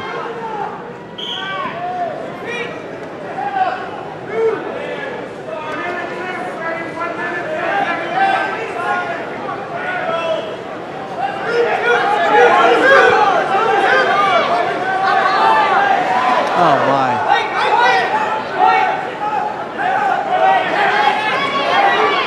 They said they hang on here for a while, might get a stalemate. Santaite so close to getting a takedown out of this move. Oliver countering.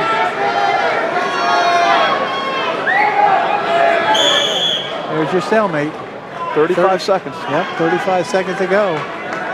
Here at Brick Memorial Village, and I'll tell you what, this brings back memories. They used to rule this area in wrestling, didn't they? Yes, Santaite's taking all the shots. He is lightning quick. yes he is. Thought I'd be able to finish though. Right out the back door. Oliver hanging on for dear life. 2 juniors, Votes. Great job by Oliver hanging on too. Yep. Hanging in this match. Yep.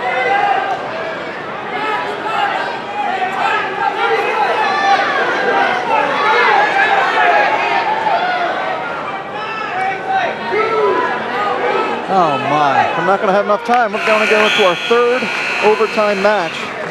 Amazing. At 103 pounds, we're going to 1 minute sudden death overtime. Injury time for Oliver.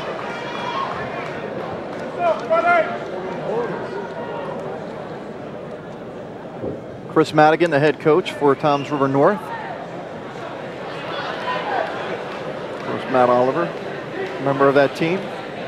Rich Babbitt, the head coach at Northern Highlands. 2 juniors at 103 pounds.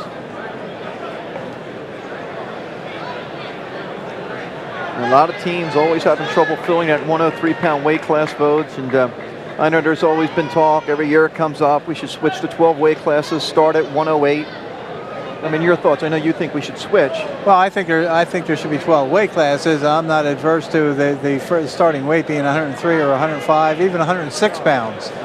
Years ago it was 106 pounds, then they dropped it down to 98. Now it's at 103, but 106 pounds is a reasonable starting weight. There we go into the first overtime period. If somebody scores in this period, they will win. If it remains tied, then we'll go into the 2 30-second periods where each have an opportunity to score. This is fashioned after the collegiate rules. How about that move? Oh my. You see It's going to come out the back door and finish Yep. it. Yep. Not yet. Not yet. Now I'll have it. You might get more. We just got to finish it there. That'll do it. Santaite. Final score is Santaite 7, Oliver 5. We'll be back after this timeout. 103 pounds, your winner by the score of 7-5 in overtime.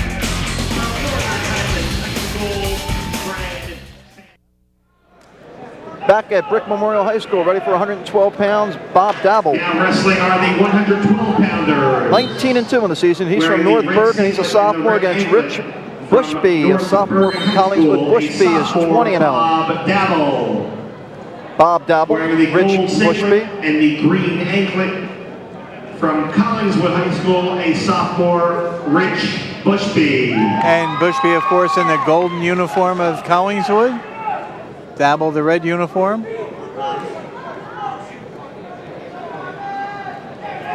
Oh my.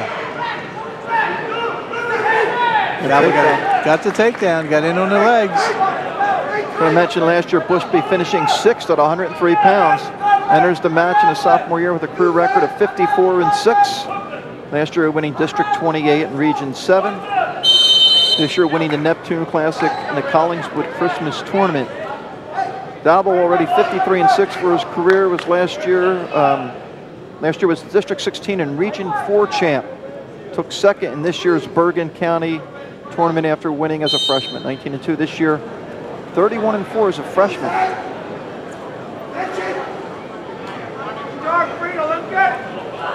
Dabal doing a good job keeping Bushby on the mat.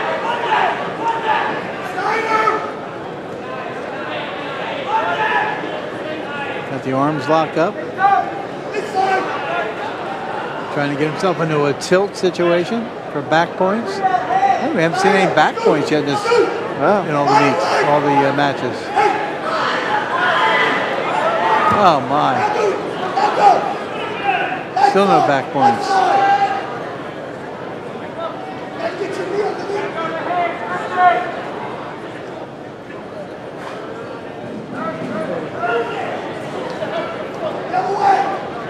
Dabal's ranked 4th in the state. Bushby 5th right now.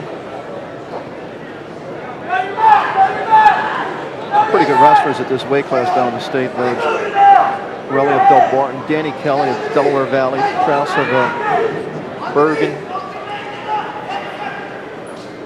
No question. It's going to be very interesting by the time we get to Boardwalk Hall. Stalemate, 5 seconds left. Dabal with the 2-0 lead. Of course, we'll see Bushby votes February 6th, that dual meet we talked about earlier, Paulsboro and Collingswood, to decide the Colonial Conference. Yeah, and I don't know if you'll see him at 112 pounds in that match. You might see him bumped up against Whitmer at 19. Did we get a reversal here at the end? No, they just gave one. He did not complete the move, but Dabal didn't have complete control, so Collingswood gets the escape. 2-1 lead for Bushby. He'll start the period on the bottom. In a defensive position. Now he has to make hay early here. He's down 2-1, so he don't want to filter away the time on the bottom.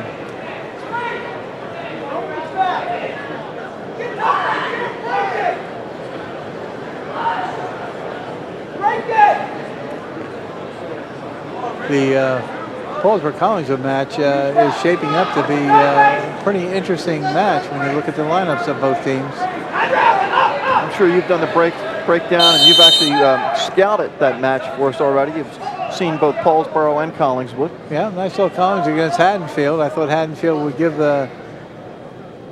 Collingswood a little tougher time, and Collingswood won that match pretty easily. Got a caution on Dabal for coming down hard on top of the defensive wrestler. Oh, nice move by Bushby. Oh, my. Got that reversal on our first back points of the night. Maybe. Nothing yet. So no back points. 3-2 lead for Bushby. Yep. You see a lot of times the wrestlers will rush that. They get the reversal right into a near fall situation. They try and rush it, and they end up with nothing. So Bushby has a reversal, but Dabal's battling back.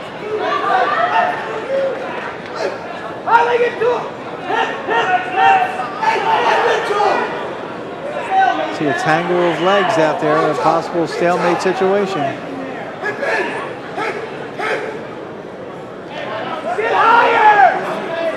You might get another reversal here, Vogt.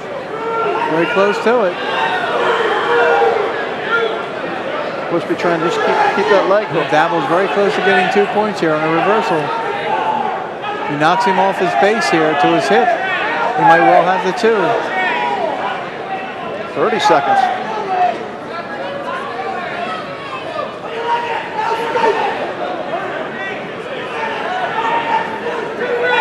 There's a reversal. Now 4-3, so Bushby's going to have to get this point quick. He's only got 10 seconds to get out, but Dabal's got a real good ride on him right now. They're using those legs. Potentially dangerous. Well, he's got 4 seconds to get at least 1 point, so let's see what he pulls out of his bag of tricks here.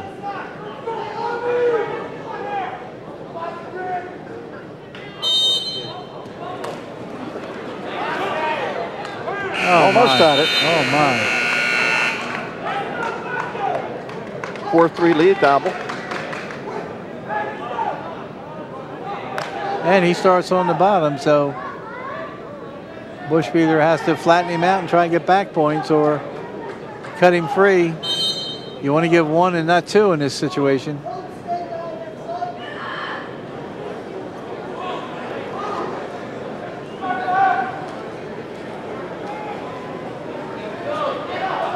At some point, Bushby's going to have to decide if he can't turn him here. He might just have to cut him loose and try for the takedown. There it is right there.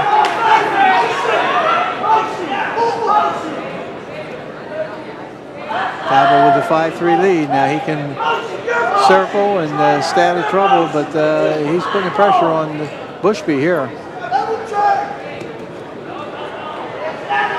Bushby's trying to push down on that head, maybe spin around and get a takedown, but it doesn't look like he's in a good position to do it. And obviously not now with Dabal standing up.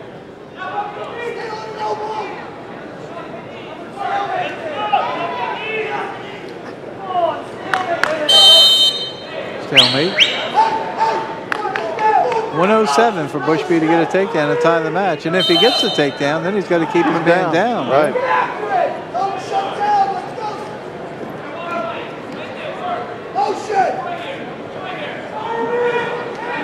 Of course, Ron Hamrick, the longtime head coach at Collingswood. Bushby's coach. North Bergen coached by Jerry Mietta.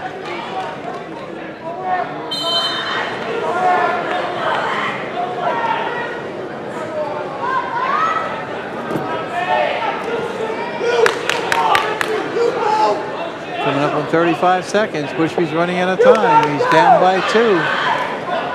He takes the shot there. Dabal doing exactly what he has to do. Just sprawl back, flatten out. Try to contain Bushby. 20 seconds.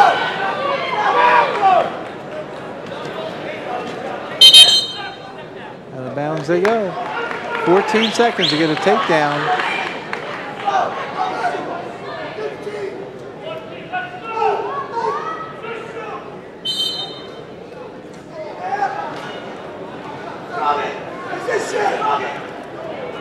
Oh my. Bushby just missed. 4 seconds. He's going to run out of time. So final score. Bobby Dabal 5, Rich Bushby 3. Dabal wins 112 pounds. The battle of a couple sophomores. From North Bergen High School, Bob Dabal. As we get ready for 119 pounds. John Trumbetti. This is his 3rd All-Star appearance, votes.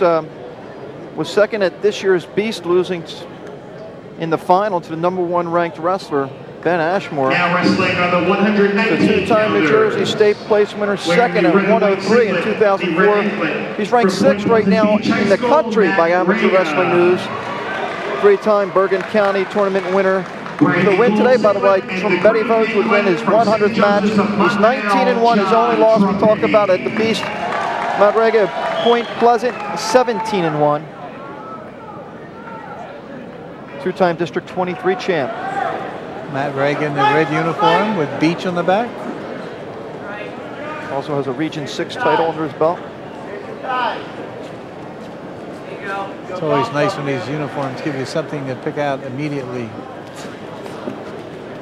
The all-time winning. Oh my. How about that? Nice takedown. Bit of a surprise. Very confident on his feet, Coach. Let him go. You let him go, you gotta take him down. Trumbetti ranked #1 in the state. What Rega did there, he got him going one way and came back the other way to get the takedown.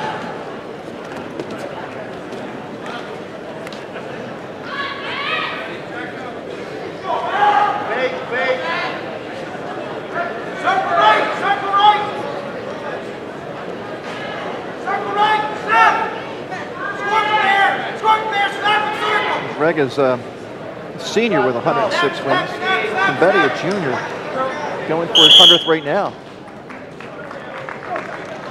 And of course, years ago,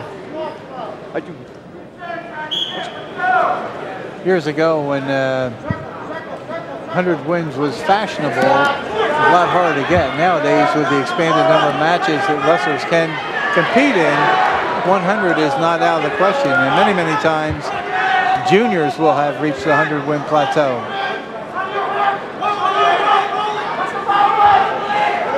Trumbetti working extremely hard to try and get a takedown. Oh my, Trumbetti with the takedown. Just missed back points.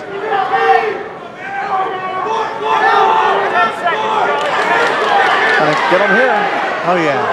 Oh my.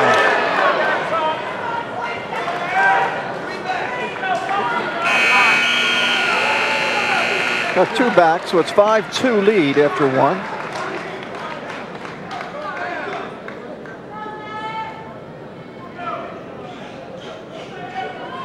Trumbetti from St. Joe Montville.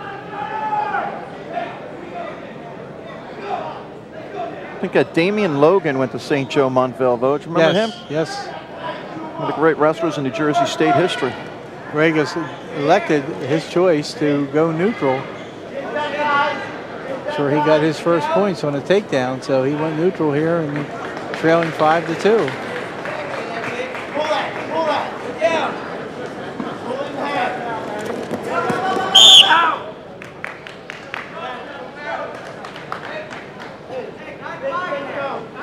.139 left in the second period.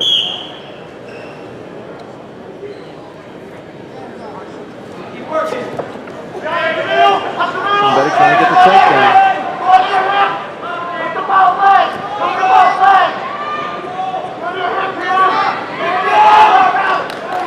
Trumbetti gets it. Took his time, didn't rush it. Nope. And that's the experience. I mean, getting in like he did on the legs and being able to come out the back door and get control. 7-2 lead for Trumbetti. Trying for back points again, though. Just going to get some, maybe. Oh, nope.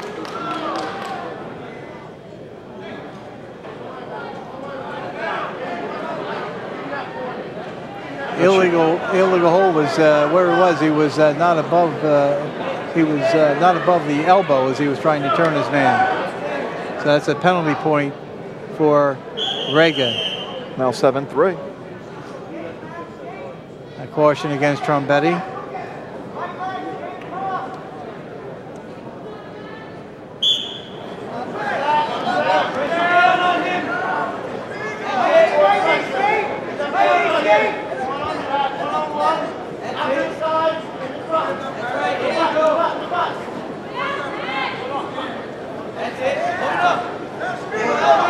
Oh my, Trumbetti with back points again. Got the tilt. 30 seconds.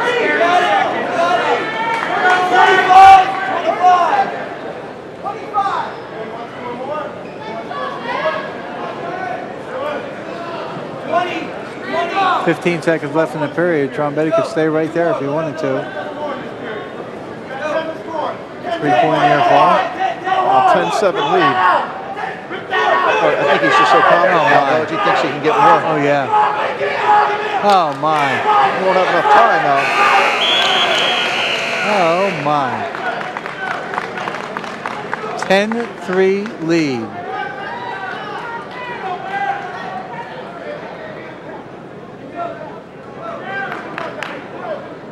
Trumbetti starts in the bottom position to begin the third period. What do you do if you're Rega here? I don't know. I try and see what I can do. Look for a hammer? You need a hammer, don't you?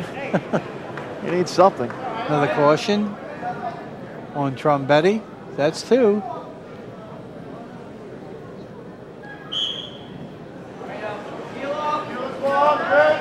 Oh, my. 11-3. Trumbetti is... he might be looking at the 119-pound state champion right now, huh, Vogt? He looks very, very good. Very confident.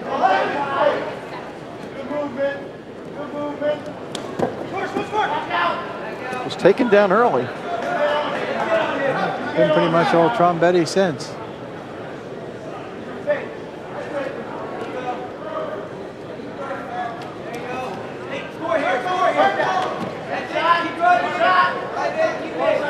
See, that's where the confidence levels comes in there. Right in on that single leg, knows what to do with it, picks it up, goes right down and gets the takedown. 13-3. The question is, will he cut him or will he try and break him down and get back points? I think he'll try and break him down. He's had success with it so far. 1:16 left.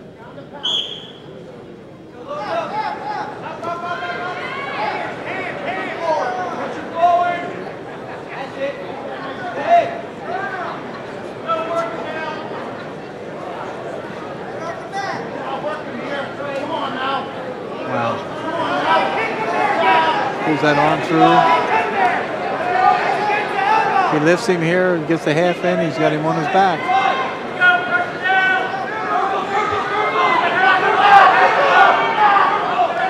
Oh my.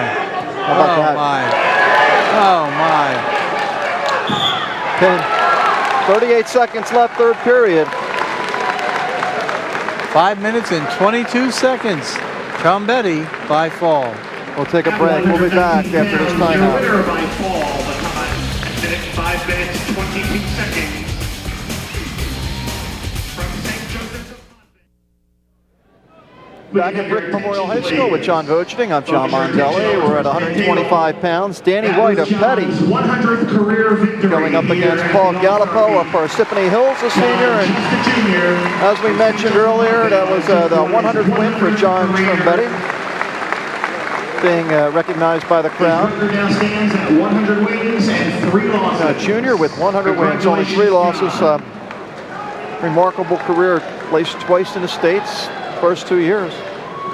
And getting congratulations all the way around, not only from the crowd, but from his fellow wrestlers as he walks off the bat. Lots of handshakes. Danny White from Peddie, 25 We have our 3. winning 50-50 number. Brings in a number 11 national ranking into today's bout. Was the 2005 National Prep School champion, going 49-2 on the season last year, and was a runner-up finisher at the Beast. Was 5th this season at the Beast, losing to Mike Ray 5-1. And it was 12-0 at the Cadet National Duels for Team New Jersey. He's a junior. A senior, Paul Gallipo, Parsippany Hills, a 2-time New Jersey State place winner, 7th last year. He enters today with a perfect 16-0 record, 75-21 on his career. Gallipo is a 2-time district champ, also won a region title last year with the Morris County tournament, where he was voted the outstanding wrestler. Gallipo in the powder blue, you want to call that, Coach? And gets a takedown.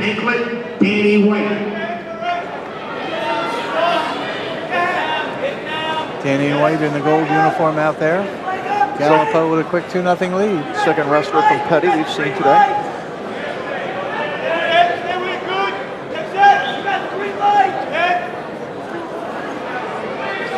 Oh, watch out, got a little sloppy there, Vogue. That's all right. Never panic. With it, though, Never panic. Oh, my. How about that? 41 seconds. At 125 pounds, the winner by fall in 41 seconds.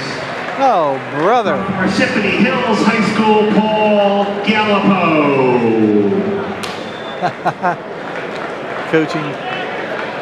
Coach is very happy.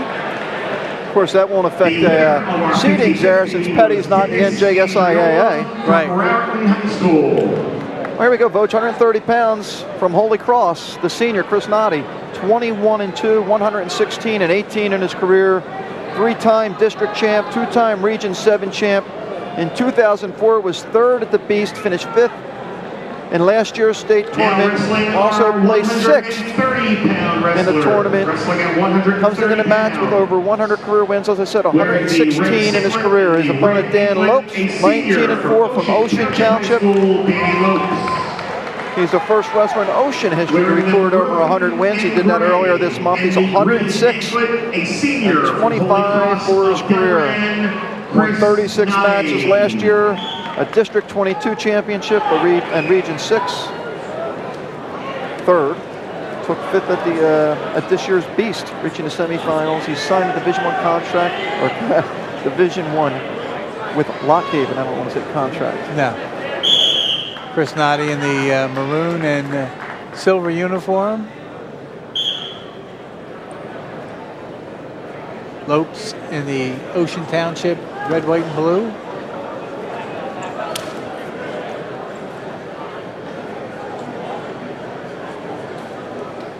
Of course, Holy Cross next week, Vogeding hosting an interesting tri-meet. I believe it's a tri-meet. Them, Kingsway and Rancocas Valley. And Kingsway and Rancocas Valley could go in that match, I believe, undefeated in the state of New Jersey. Oh my, Noddy with a nice dump for a takedown. Yeah, that should be pretty interesting. Of course, we had a chance to see Lopes wrestle a couple weeks ago against Camden Catholic. Had a tough match, I believe, at Dustin Deckard that he pulled out by, I think, a point, right? Yes. That was a long night for Ocean Township. Yes, it was. A couple wrestlers didn't wrestle for whatever reasons. You see the virtually an intentional escape. Yeah, Ocean had 3 state place winners not wrestling in that. Of course, one was injured. Siciliano. Right. I mean, was definitely not going to wrestle, I should say. The other 2 did weigh in. Yes. How about that? Lopes with a quick move, but no takedown. Nice counter by Noddy. Here again, your good wrestlers, as you can see, they don't panic out there. It's all a confidence level. Being mentally prepared, physically prepared, with a dose of confidence.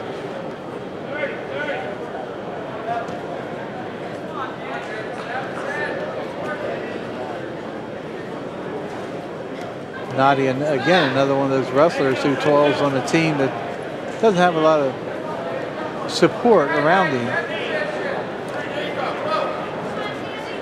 Oh my. They give it to him? Out of bounds, I believe. I think they're going to call out of bounds. Yep. Yeah, one wrestler on a throw like that, he has to have his supporting points in bounds if the other wrestler is going to land out of bounds. Jim Malarkey, the head coach of Holy Cross. Not agreeing with that. You thought it was a good call, right? Yeah, I thought the supporting points of the wrestler doing the throw came out on the other side of the line as well. Ken Hoff, the head coach at Ocean Township. 2-1 lead, Noddy after 1.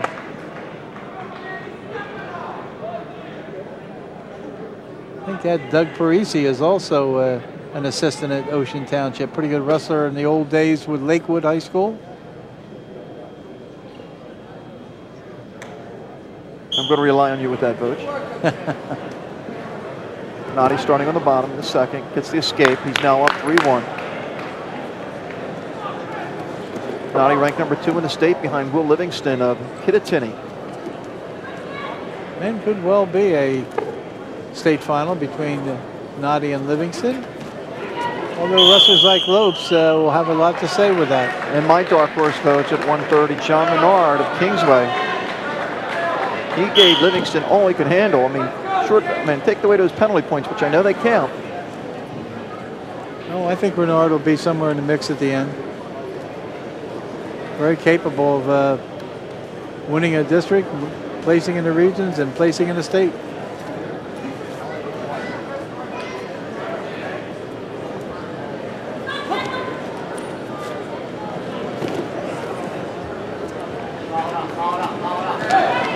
Trip. It's a move that Steve Mocco used last year on the way to a national championship for Oklahoma State. Oh my, nice spin behind by Lopes. Oh, Noddy's fighting it off. Yep. Nothing yet. No takedown yet. You threw the overhook in there and stayed out of that takedown. Great move by Noddy. Mat experience means a lot. Of course, not panicking means just as much.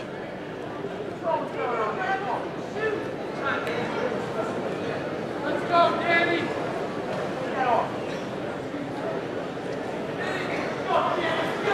Into the final 30 seconds in this second period. Noddy with a 3-1 lead.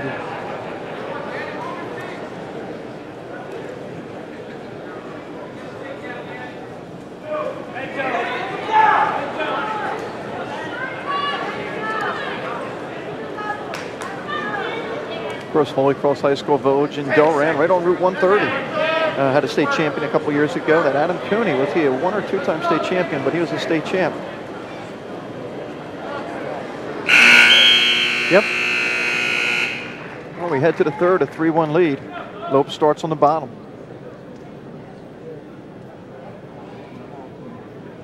And as with the other matches, I think you probability of seeing an escape here.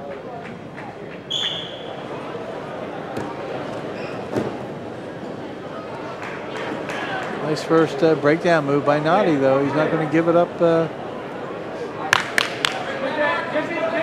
easily. Or the arm, if he can keep that arm bar back there and step out and throw a half in, he can turn his man, or he might be looking for a tilt. He's got to make sure he keeps moving and working for the pin so he doesn't get hit for stalling. Yes, because if he rides parallel, that's what they're looking for. They're looking for some kind of increase in the possibility of turning the man. Well, he's knocked off 41 seconds so far in the period. 1:19 left in the third. He has a 3-1 lead.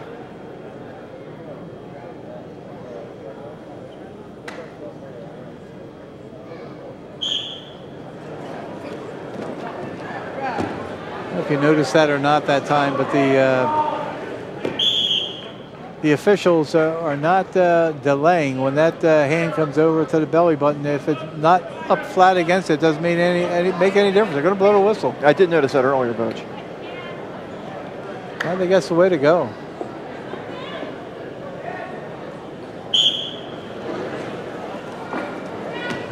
There's the escape. So we have, what, about a minute for Lopes to get a takedown. 1:07 when he got the escape. 3-2. Noddy in the lead.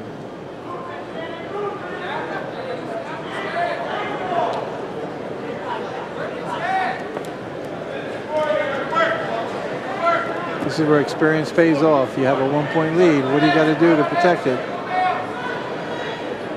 Well, Noddy, I'm just going to stay aggressive. Well, yeah, you have to stay aggressive. You don't want to get called for stalling. And but just keep moving. Moving. Yes, and Lopes has nothing to lose here. He's behind by a point, so he didn't want to hold anything back.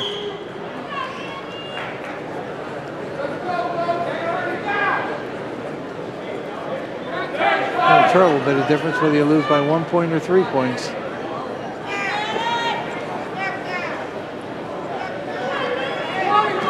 Looking for some kind of a tie-up and throw.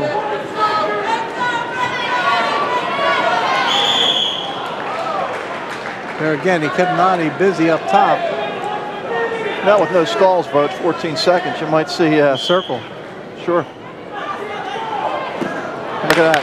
Chris, nice job. He can just hang there for the next 7 seconds. He wins the match. Just hang right on it if you want. Nice pride by Lopes. Then behind by Noddy. Gets the takedown at the buzzer. 5-2 win. Chris Noddy. Holy Cross High School. At 130 pounds, the winner by a decision by a score of 5-2. Holy Cross High School? You know, I stumbled and they got me. 5-2 win by Chris Noddy. Nice job. Our next matchup, Vogt, 135 pounds. A couple guys that finished second in the state last year. Dave Greenwald of St. Mary's. By Comcast Television. They're also being lost to that Nick Orio of Eastern in the final last year. And Jordan Burroughs, Winslow Township, lost to Frank Molinaro. So we'll see up against Winston. And you can view and purchase photographs of today's matches. Dave Greenwald, did you mention St. Mary's of Rutherford? We saw him in the state groups last year at the Rotako Center. That'll be another interesting day. Of course, you'll be away. Make a little trip to Las Vegas, scouting some. A senior from Winslow Township. I don't know, special assignment. Special assignment. Jordan Burroughs. Dave Greenwald, 16-0. He's 118-7 in his career. Currently ranked 12th by Amateur Wrestling News. David Greenwald. Burroughs also 18-2. Lost in overtime to Molinaro last year. 97-22 in his career. Burroughs with the green and white uniform of Winslow Township.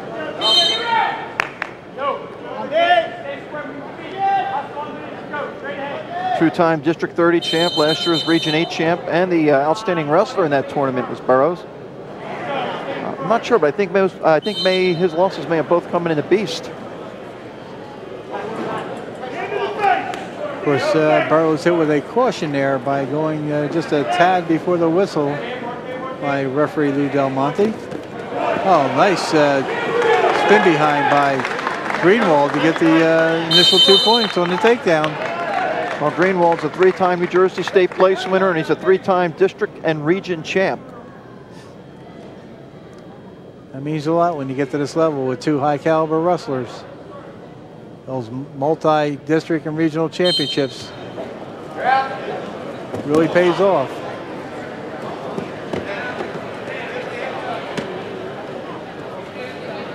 Again, you notice Greenwald when he took Burroughs to the mat and Burroughs reeled back into him and exposed his back. He did not panic. He held on because he knew what he had.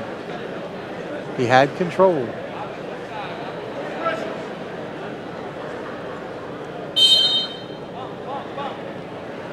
Push on his leg.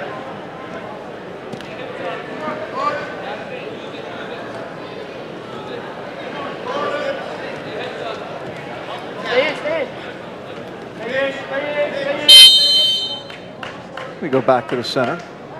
2-0 lead. Well, again, Greenwald, you watch his control on top, and he's very experienced. He knows exactly what he wants to do.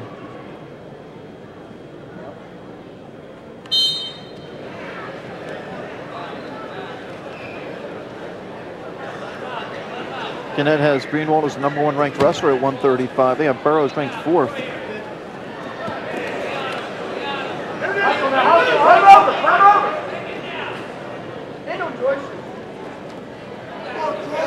Burroughs throwing everything he can at Greenwald. Greenwald following every move. Stand up switch attempt. Gonna get one. Gonna get the neutral out of it. And he got 2. 3-2 lead, Burroughs. I'll tell you what, he never stopped working. That's the secret to being a champion wrestler. You never stop working. 17 seconds. We'll see how he is on top. You hate to, as we talked about the whole night, you hate to give up these points late in the period. 17 seconds to go. Can he ride him for 17? Plus, it kind of gives you a gauge if the match does go overtime, Vogue. You know? Yeah. No, nice Granby roll by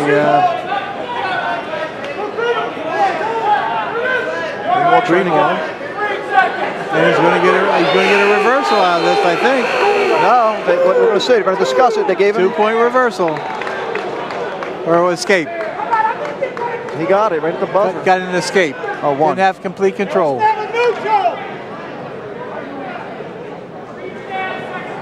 Burroughs will take bottom. There's Rick Koss. I don't think he was happy with that call.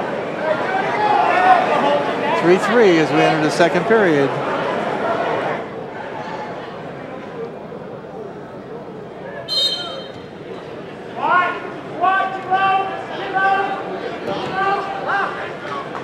Get the escape here now, 4-3 lead for Burroughs. Again, you notice what Burroughs did when he came back to the mat. He went right into a switch situation, and that created the escape. I'll check out these guys on their feet. Burroughs going right after the ankle. See if he can finish it though. Nice move by Burroughs to get in on the legs, but as you mentioned, can he finish the move?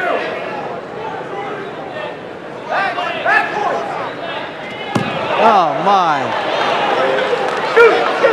Oh my. Back and forth. And nothing yet. They gave the 2 to Burroughs. There it is. 6-3 lead. Almost a stalemate situation. Look at Rick Koss, very animated. Yep.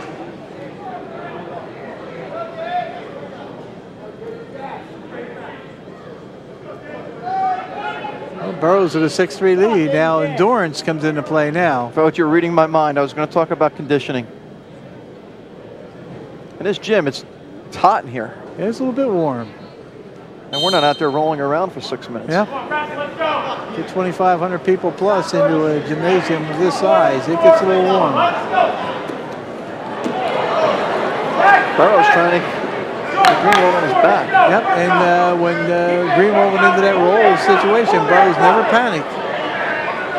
So stay right in the position where he could keep in control.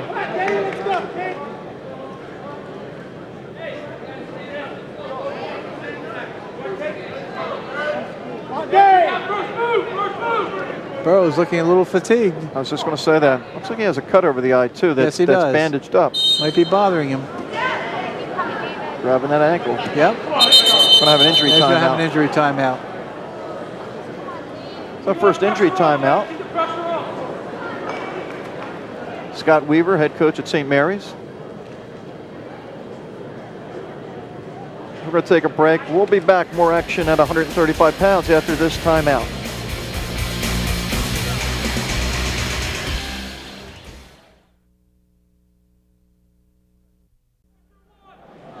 Okay, back, more action here. 38 seconds left in the second period. 6-3 lead for Jordan Burroughs of Winslow Township over Dave Greenwald. And Greenwald is doing everything he can to get out off the bottom. And Burroughs is impressing me by the way he is holding his man to the mat. Mentioned Greenwald nationally ranked and the #1 ranked wrestler in the state. At this weight class, Burroughs ranked 4th in the state. And notice when Greenwald tried to roll through that time, Burroughs just elevated and stayed right with him, didn't panic. Burroughs is very, very impressive to this point.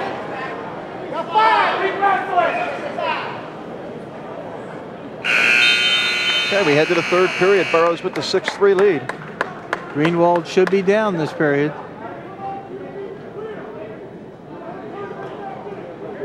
Now, and again, how much is the cut over the eye bothering Burroughs, and what kind of physical shape is he in?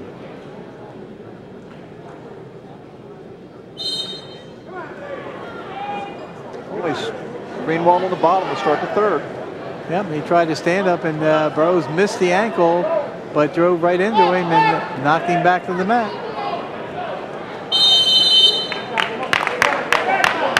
Last year where Burroughs actually was a surprise. I think he beat Jimmy Garrett in the region finals, and that's where we start to get the momentum. Yep. Yeah, the Egg Harbor Township wrestler who was odds-on favorite in the region last year, and Burroughs seemingly come out of nowhere, although he was very good last year as well. But it propelled him right on through the regional and state tournament. Lost in overtime. And when you've been that close before, you have a burning desire to get back there again and win the whole thing. Nice countering by Burroughs. They go out of bounds. They got 1:21 left. Burroughs still leads 6-3. Everything Greenwald's throwing at him, Burroughs is countering. He's a very good wrestler. Clear the ankle. You know, in a 3-point lead with 1:21 to go, I mean, there's a lot of things you can do if you're Burroughs. I mean, you know, you try and control the man, keep him on the mat, but if you get in a precarious position, the golden rule is to give up 1, not 2.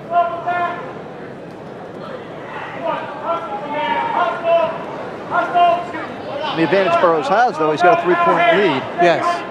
With a minute left. So even if he gives up 2, I mean, he's still got the lead. Almost a stalemate situation. Coach, we need you back out on the mat.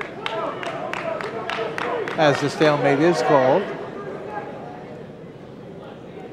See what Greenwald tries to do off the bottom this time. He's running out of time.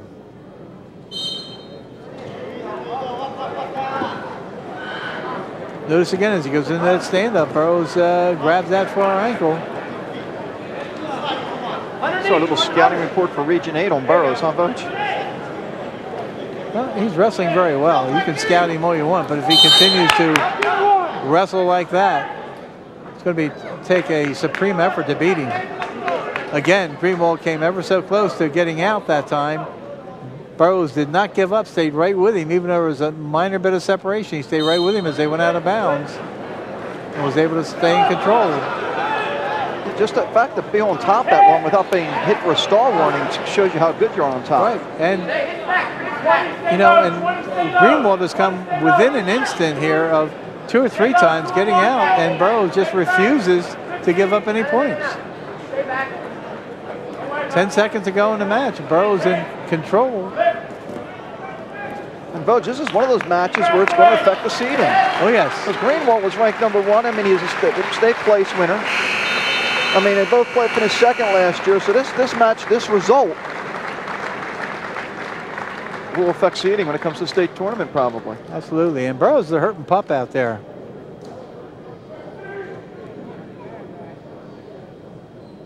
Your 135-pound winner, So the winner, Jordan Burroughs of Winslow Township.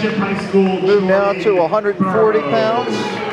State runner-up Ryan Tracy of Paulsboro, currently ranked the #1 140-pounder in the state by some publications. And coming into the match, 18-0, 109-16 in his career. Now wrestling two-time region champ, placing second, as I said, last year in the States, losing to Darrion Caldwell. Also placed fourth in 2004. Currently has a 3.6 GPA, being recruited by Ivy League schools along with Stanford and West Point, coached by Paul Marina. His opponent, Darryl Cacuzo of Riverdale, a senior, 20-0. So Gannett has Tracy 1, Molinaro 2. Molinaro's gone up to 45. Cacuzo's 4th.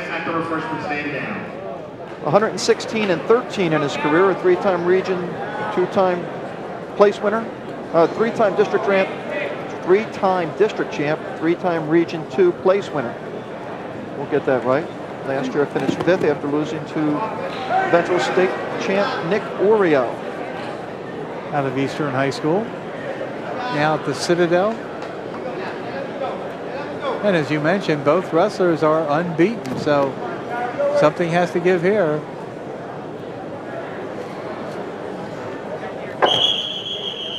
I was going to say, if I'm not mistaken, but Tracy, did he have a slight injury on his hand or his finger earlier in the week? And against Audubon, he dislocated a finger. So if you see tape on his fingers, and I don't see any right now. I do. I think I see red tape, Coach. Okay. But he's surprising that it's red. Yeah. Tracy, for those who have followed him, he has a sometimes bizarre style out there. He looks like he's in trouble at times and gets out of it.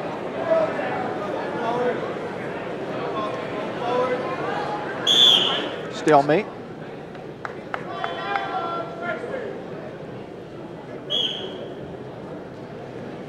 I'm sure Molinaro, who has yet to wrestle, is looking on with interest. He'll go up against Scott Winston in the next match. As we're winding down to the last couple of matches. Paulsboro already had a winner earlier in this meet with heavyweight Demetrius Hester winning by decision.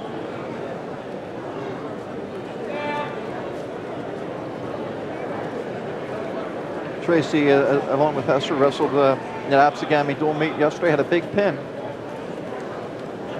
Well, he's one of the senior leaders, and I know he's a very vocal wrestler, but a lot of times he'll lead by his actions, and when you need a shot in the arm, he a lot of times will provide just that for his teammates. Well, that match with Absegami, the way it was going early, every point matters. When you get those big bonus points, the pins, that's a big advantage. No question.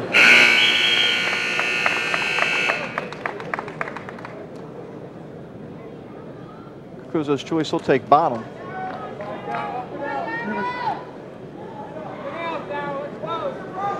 But we got to give props to that trainer. He's had more mat time than the officials, I think, don't you think? Oh, without a question. I hope his last name's Smith. Make it easy for us to read. Tracy's just going to cut him 7 seconds in. By the way, that trainer's name is Dr. Joseph Nappi, and he's done a yeoman job here today.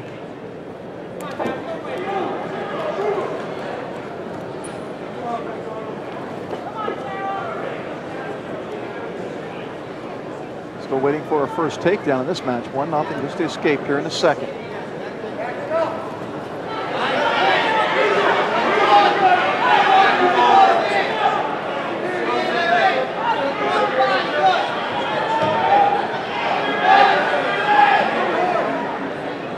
Tracy trying to hang on. He can get out, get a whistle. I don't know if he's going to be able to do it. I'll tell you what, he's very aware where he is, but so is Kakuza trying to bring him back in. Yeah, Kakuza is very, very close to getting 2 points. There it is.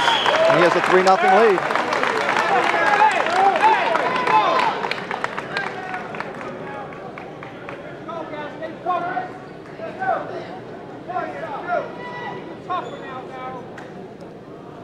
Tracy has his work cut out now because 3 points down is a big margin to have to overcome.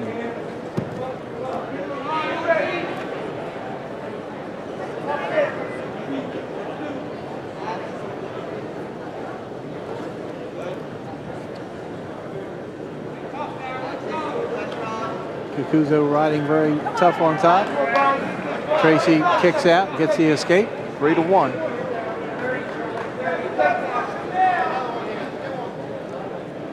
Tracy really needs a takedown in this period. 20 seconds to go. It's going to be tough for Kakuza to give it up.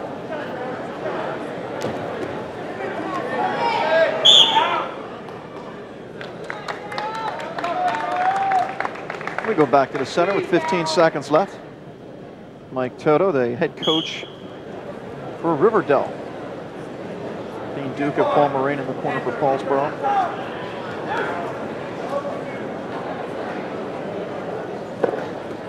So we're going to head to the third period, 3-1 lead Kakuza.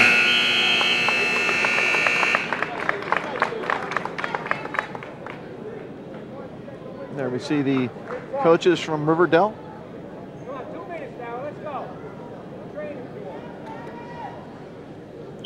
Wrestlers coming in combined 38-0.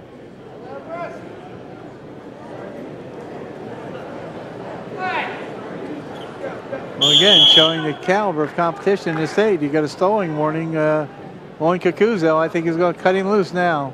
Well, he just did indicate that, so he's not going to. Not yet. He's not giving it up now. He does. 3-2. This is what you practice many, many hours for, to get in this position where a takedown will pay off. Of course, if you're Tracy now that Kakuza has the stall warning, you go after him. Yep. Keep the pressure on.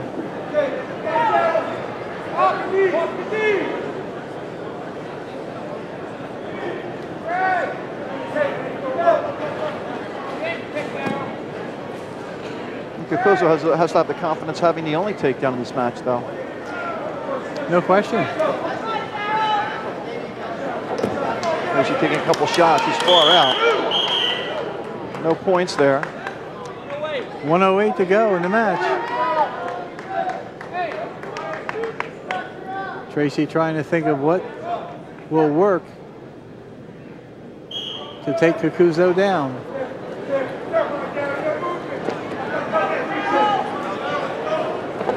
There's the stall one. We got a tie match, folks. Yep.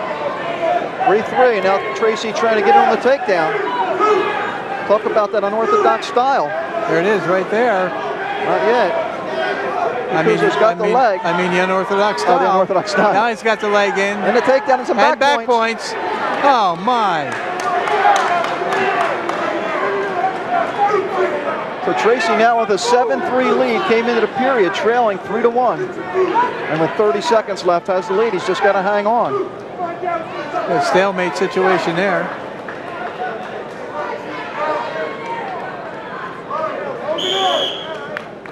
Well, folks, the next two matches, I think, is what everybody came to see. Worth the price of admission. Of course, that's taking nothing against anything we've seen so far. I'm just going to say the same thing. There's been some great wrestling and some great previews of what's going to go on later on in March as these wrestlers go through the districts or regionals and get into the state tournament. You see virtually the intentional escape there given to Kakuza. 10 seconds left. I'll tell you what, this match tells me, Tracy never panicked. Down 3-1, this guy's had so much mat time. He's been on this mat a lot of time, for a long time. Well, that's the senior experience paying off. I mean, he's a hungry wrestler, and he wins the match 7-4. Very workmanlike, methodical effort. Well, we hear the crowd, Vogue. Frank Molinaro and Scott Winston. The war down the shore, can we call this one, Vogue? Absolutely, the war at the shore. Molinaro 18-0, returning state champion, ranked number 10 in the country. Scott Winston 20-0, a sophomore, has never lost a high school match. Winston's in the white, Molinaro in the black. In the white singlet, It's going to get loud. from Jackson Memorial High School, Scott Goodale, who did such a great job of putting this match on in the corner for Scott Winston. Oh my.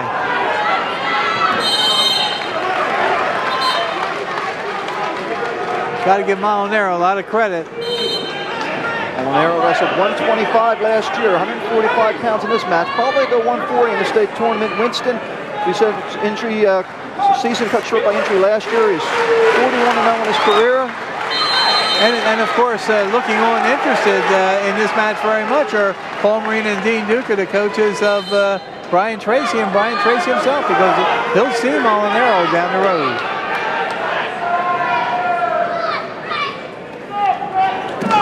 Scott Winston, when he wrestled in the Clash in Minnesota, was the outstanding wrestler at 145 pounds, and he gets the takedown. Winston ranked 13th in the country in amateur wrestling news. Second at the Cadet National Freestyle Championships in Fargo, North Dakota. Losing in the finals, obviously. And of course, we heard so much hoopla about him last year and never got a chance to see him because he broke his wrist before we got to the district tournaments last year. Now we saw him against Paulsboro at dual meet. Oh, yes. And he looked very, very composed for a freshman in a big match. 51 seconds left. 2-1 lead Winston.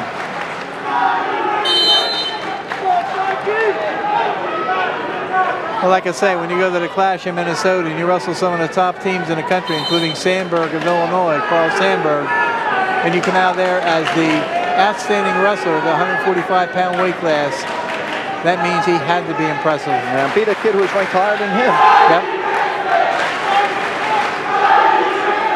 What are they saying? Scotty Winston? I can't even tell. Sounds like it. Yep, Scotty Winston.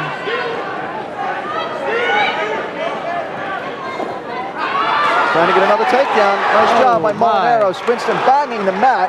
Thought he had the takedown. Yep. 19 seconds left. Oh my, the roar's deafening. Oh, just like the sound of a jet engine taking off. Fred booked there's a nice little meter here. We can measure the sound. It's probably only going to get louder as the match draws closer to the end. 10 seconds left here in the first. 2-1 lead Winston. It's like the mongoose and the cobra out there. We talked about Molinaro last year winning in overtime at 125 pounds over Jordan Burroughs for his state championship. And referee Lou Del Monte calming them down a little bit. The thing is, Vogue, Molinaro's only a junior, Winston's only a sophomore. We're going to see them 1 and 2 more years. Oh yeah. What a treat for the future.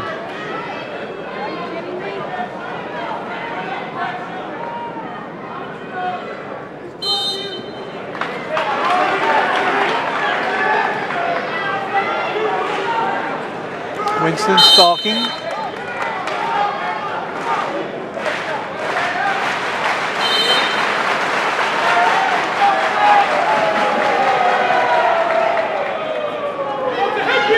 Oh my. 2-2, but Winston's in the leg. Trying to bring him back in. He's going to slip in and get the takedown on his back, but no back points. 4-2. Look at Coach Scott Goodale, Vogue, telling cut him. Yep. Yep, beat him on his feet. And these two teams might go at it again, Vogue. In that Shore Conference tournament that's coming up this week.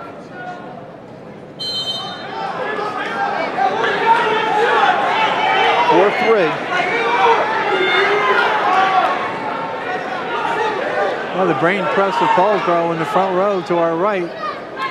Marina, Duca, Anashevsky, Hester, and the guy who could meet Molinaro in the States this year, Brian Tracy. It's important he's watching, huh?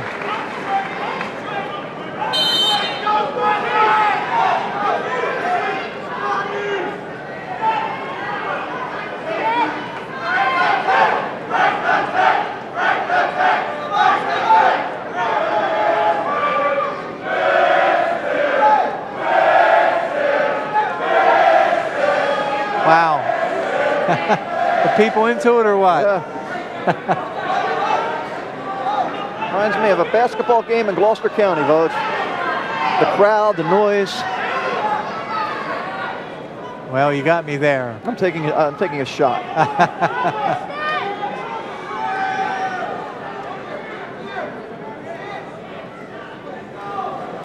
Of course, in the old days, in the small exchange, Look at that, Vogt. Pittman, oh my. Can he finish it, though? 20 seconds left in the period. They won't. Out of bounds they go. There's the Paulsboro contingent. Hester, Hanashevsky, Marina, Duca, Tracy. and Tracy. Soaking it up. Just saying about the crowd noise in the old days when Pittman was in his heyday as a basketball power. He used to get this kind of racket. Remember Joe Lang's days? Oh, yeah, Vogt. I remember that. Was I born? Oh, that's right. You were just a pup back then. Well, we head to the third period. Winston starting on the bottom.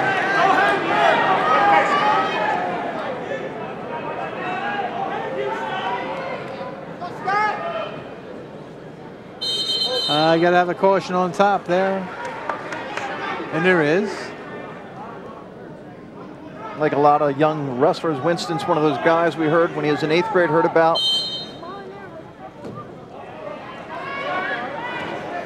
Yeah, his reputation certainly preceded his varsity debut.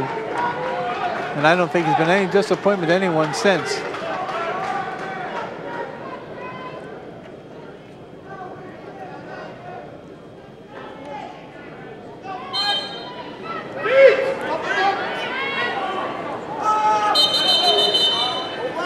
Potentially dangerous.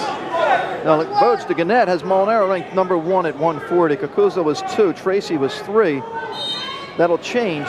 But at 145, they have Palmieri 1, Corey Bleekin 2, Jesse Harrington 3, and Winston 4. It's hard to believe there's 3 guys ranked ahead of Winston after what we've seen of him in the last couple years. Well, but it'll all wash out in the state tournament. I was going to say, I'm sure that'll change down the road. Scotty Winston, if he's not a state champion this year, could well be in the state finals.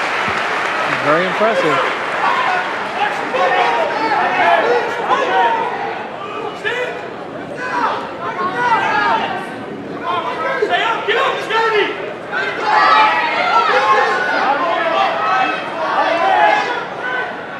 Molinaro giving him everything he wants, though.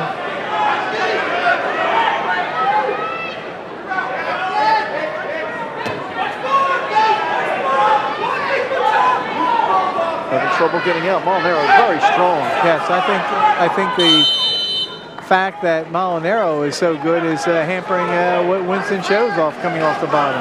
Molinaro yesterday against Kittatinny picked up a major 13-3 win over Colin Schwab of Kittatinny. However, Southern fell short in their attempt to knock off the Cougars. Yeah, you saw an injury timeout called by Scott Winston. And generally in a state championship match or dual and district meet level matches, you very rarely see an official give a injury timeout like that when the wrestler calls for it. Let's see what Winston does here in this series. Molinaro's going to cut him. A little surprising.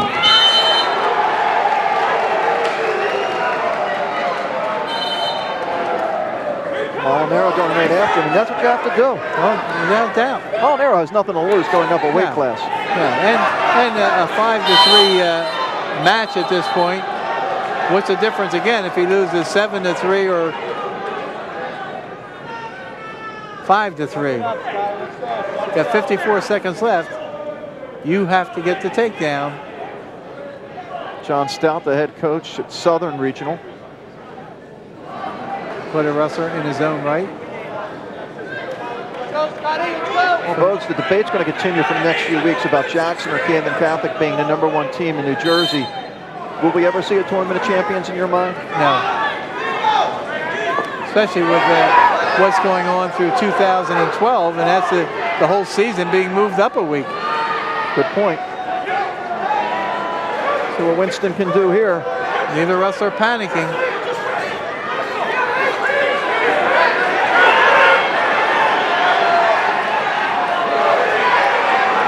course, Goodale saying, look at his back. Trying to pin him there, Vogt. Yep. No, they got a stalemate right before. There's the Jackson contingent. Not happy with that call. I think if they had worked for that a little bit earlier, they might have let him go. Yeah. Molinaro taking a shot. Yeah, he's got nothing to lose. He's losing.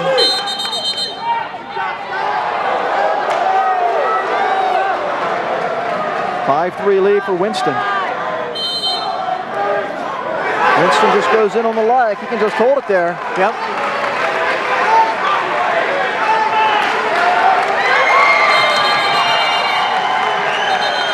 And that's it. 4 seconds, we get a whistle for stalemate. Molinaro's got to try a quick shot at the leg. I would have think that would have been his only shot. That's the final. 5-3. Scott Winston. We'll take a break. I'll get it out. Final match of the evening coming up next.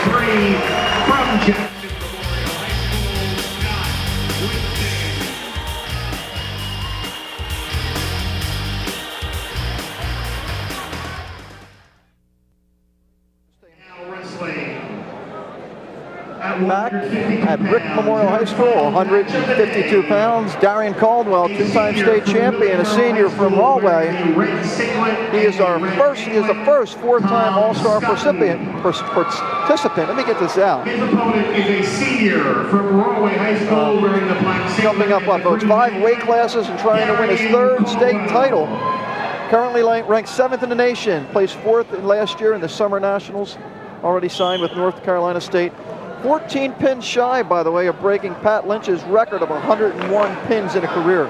17-0 this season, 126-4 in his career. Tom Scotton of Willingboro, 19-0, ranked 9th in the country by Win Magazine. Finished 2nd in last year's state tournament to Tom Fazio.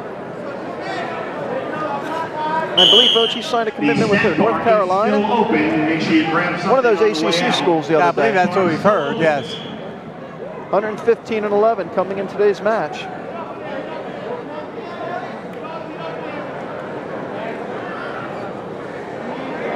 And of course, some of the fans who were here to see the Winston-Molinaro showdown have headed for the exits to beat the large crowd out the door. Hard to believe when you got a guy who's a 2-time state champion wrestling. Yeah, Darrion Caldwell. How many career losses? 4. 126-4. Pretty impressive. Yeah, Scott at 115-11, not too shabby either, huh? No, not at all.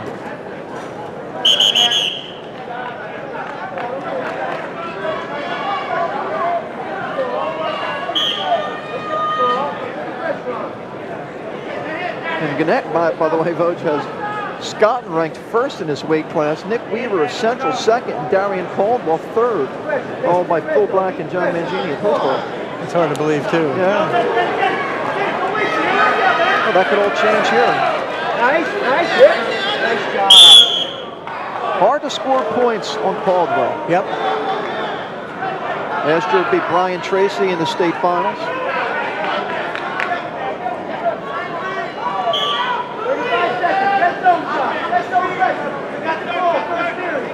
9-5, that scored 130 pounds last year.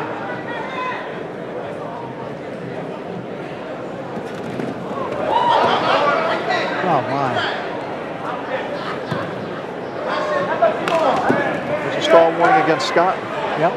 Red zone, circle, red zone, circle, circle. One more, red zone.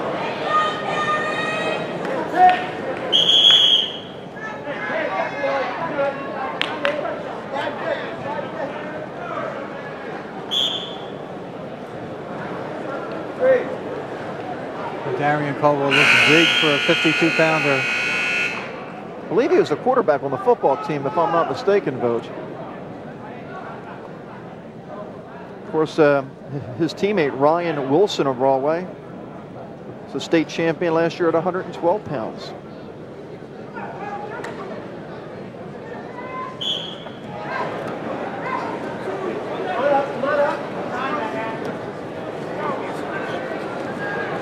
They escape, 1-0 lead.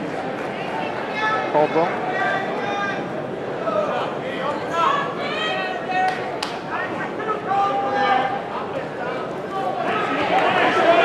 Scott He's got the leg. Oh my. Can he get the takedown? My. Look at Caldwell's speed down. Look at him not panicking out there.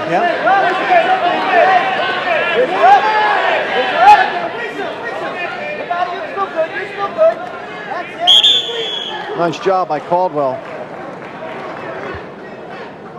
Scott not intimidated though, Vogt, going right at him.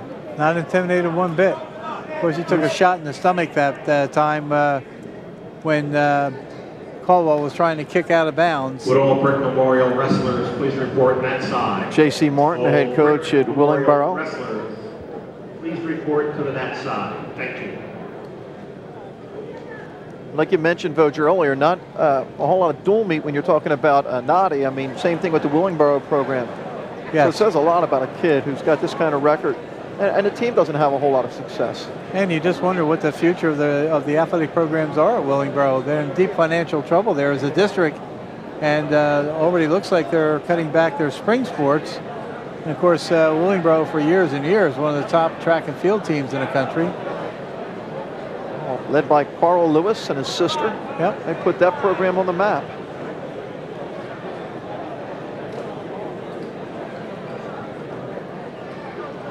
No truth, you'll donate your casino winnings to help out the district over there in Willingboro, huh? That's a no. If there were any winnings, seems like I make more contributions than withdrawals. Of course, Alice Cameron has taught me you only live once and you can't take it with you. There you go.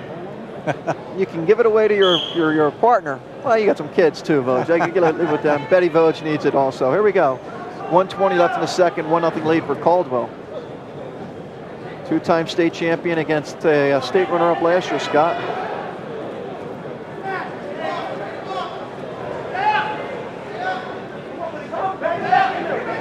Oh my. We're going to take a break and come back. 1-0 lead Caldwell. Well, 53 seconds left, second period. A close one. A little closer than you thought, Vogt? Much closer than I thought. Although, you know, Scotton has had a reputation for last year of being a tough competitor, but Caldwell just looks so impressive. A couple times he's won state titles. But Scotton giving him everything he wants. And Scotton looks like he's hurting a little bit out there, too.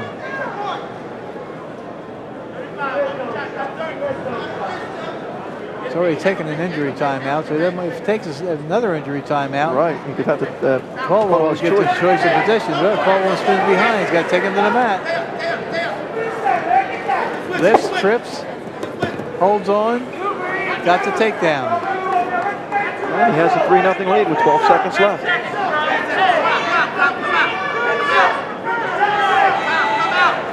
Trying to tilt his man for back points. Oh, we go to the third. And we talked about Caldwell. Hard to score on. And we're going to have a second injury timeout, and he's going to give up. Going to give up choice because he would have had choice this period and could have taken the bottom to try and escape. I would presume you'll see Caldwell get the choice. And he already said bottom. Okay. They just pointed to him. He already said he's taking the bottom. And there's only a minute and a half of total injury time. So if he doesn't come up in a minute and a half, this will be defaulted to Caldwell. And he's going to continue. He popped up.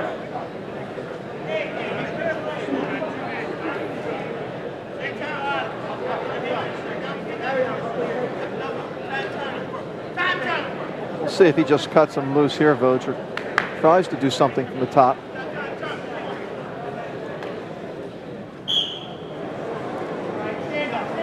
Caldwell, not a real quick first move off the bottom, but stands up and gets the escape. 4-0 lead. Where's Scott spinning around? Can he get him to the mat? Can he get two? No. Out of bounds they go. Oh, J.C. Martin not happy. What you think, Vogt? I thought they were both out of bounds.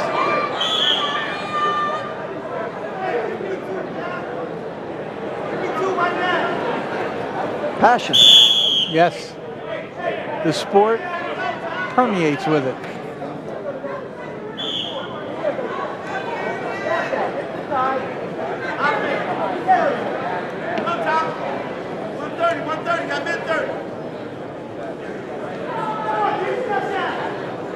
Got a minute 20 left in the third period. Darrion Caldwell.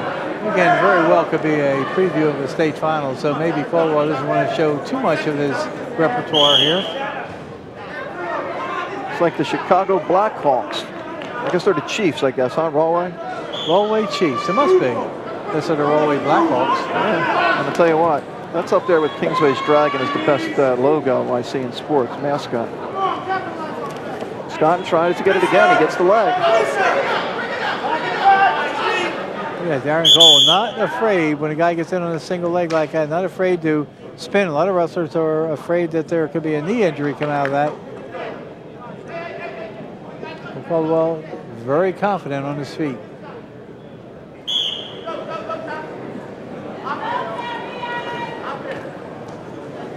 Vogue, it's been a great 2.5 hours of wrestling here.